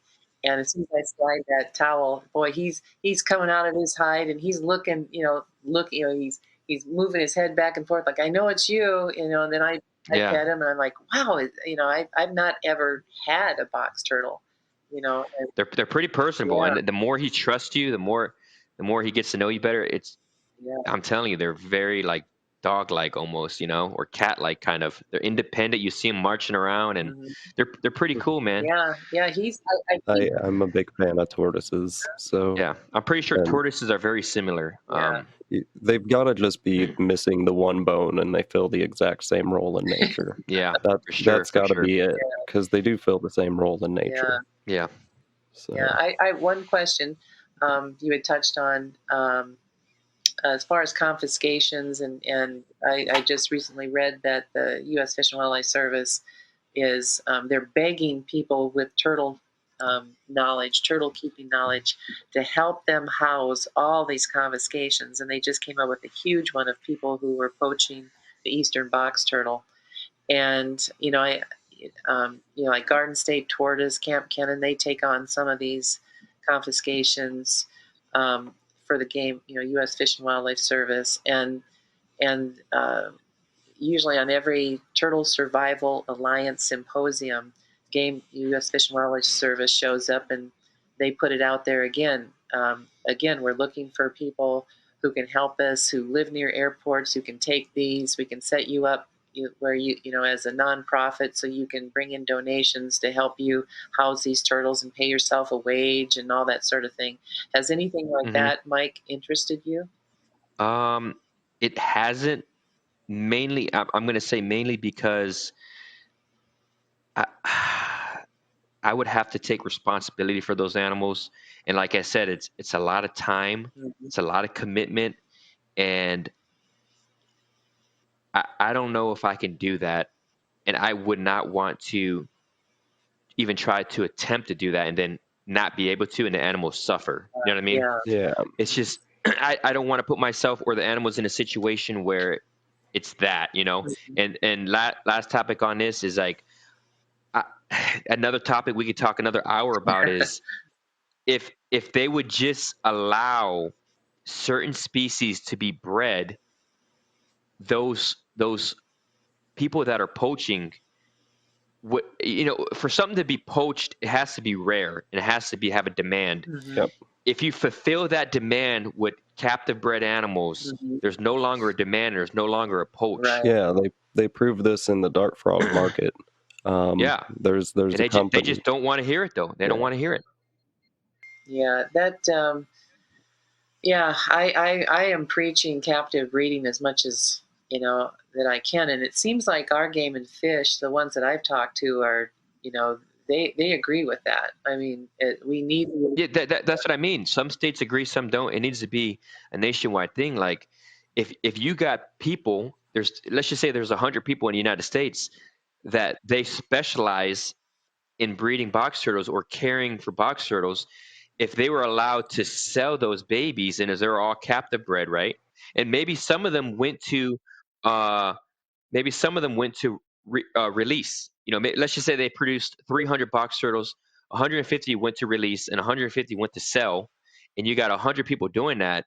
You're going to saturate that market, and no one's going to be. Here it is, right here. I'm just going to say it like this: if you go into the woods and you know about turtles, and you know that this colorful box turtle is worth $2,500, no one's going to pass up a $2,500 bill just laying on the ground. And that's what they're doing. People are going in the woods. They're looking for $500 to $2,500 turtles, and they're finding ways to sneak them over. But if that turtle was diminished by uh, fulfilling that market and saturating the market, you know, people were creating their own color morph turtles. Eventually, that market's going to fall. And Yep. why would I want to go out in the woods and look for one when I could just buy one for $250? Right. You know what I mean? Right. And it's like that's the thing I keep trying to preach, and they just a lot of the people I'm talking to are like, "You're wrong." It's people like you, the breeders, that are creating this demand, and I'm like, "No, it's when you're restricting and you're banning something." The thing about human beings is we want what we can't have. Yeah. Right. And if you say you can't have that box turtle, everyone and their mother wants a box turtle now. Yeah. When you say I have 50 box turtles, how many do you want? They're like, maybe I'll take one, but maybe I got to ask my wife first. You know what I mean? Yeah. Yeah. Yeah. So, Yeah. I think that's why, you know, I was just, you know, so, you know, drowned with inquiries and offers and begging and pleading and, you know, over this clown. And I'm just like, no, guys, you know, it's not worth me, you know, giving it to and of you, course, you know, it's well, because it's people want it and you're saying no. And probably one of those guys said, "Hey, have you seen that Western clown that she has?" And yeah, well, I offered her $2,500. She said no. Yeah, well, shit, I'm gonna offer her 3,000. And next thing it turns into this bidding war yeah, that's for what it was like. people to try to get this turtle. Yeah. It happens. It happens to a lot of different species, but yeah. Yeah.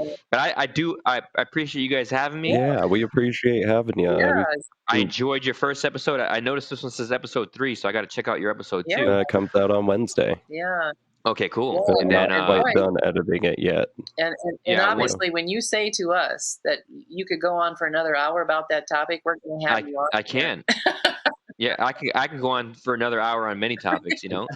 No, I enjoyed this. Yeah. This was fun, and Yeah, if you guys have we're any happy to have you. questions on the side, you can instant message me or DM me or whatever you want to do. Sometimes I don't respond or I respond short. I just my wife's a police officer and Cool. she is Thank her for she works. thank her Thank for you. her service for us. Yeah.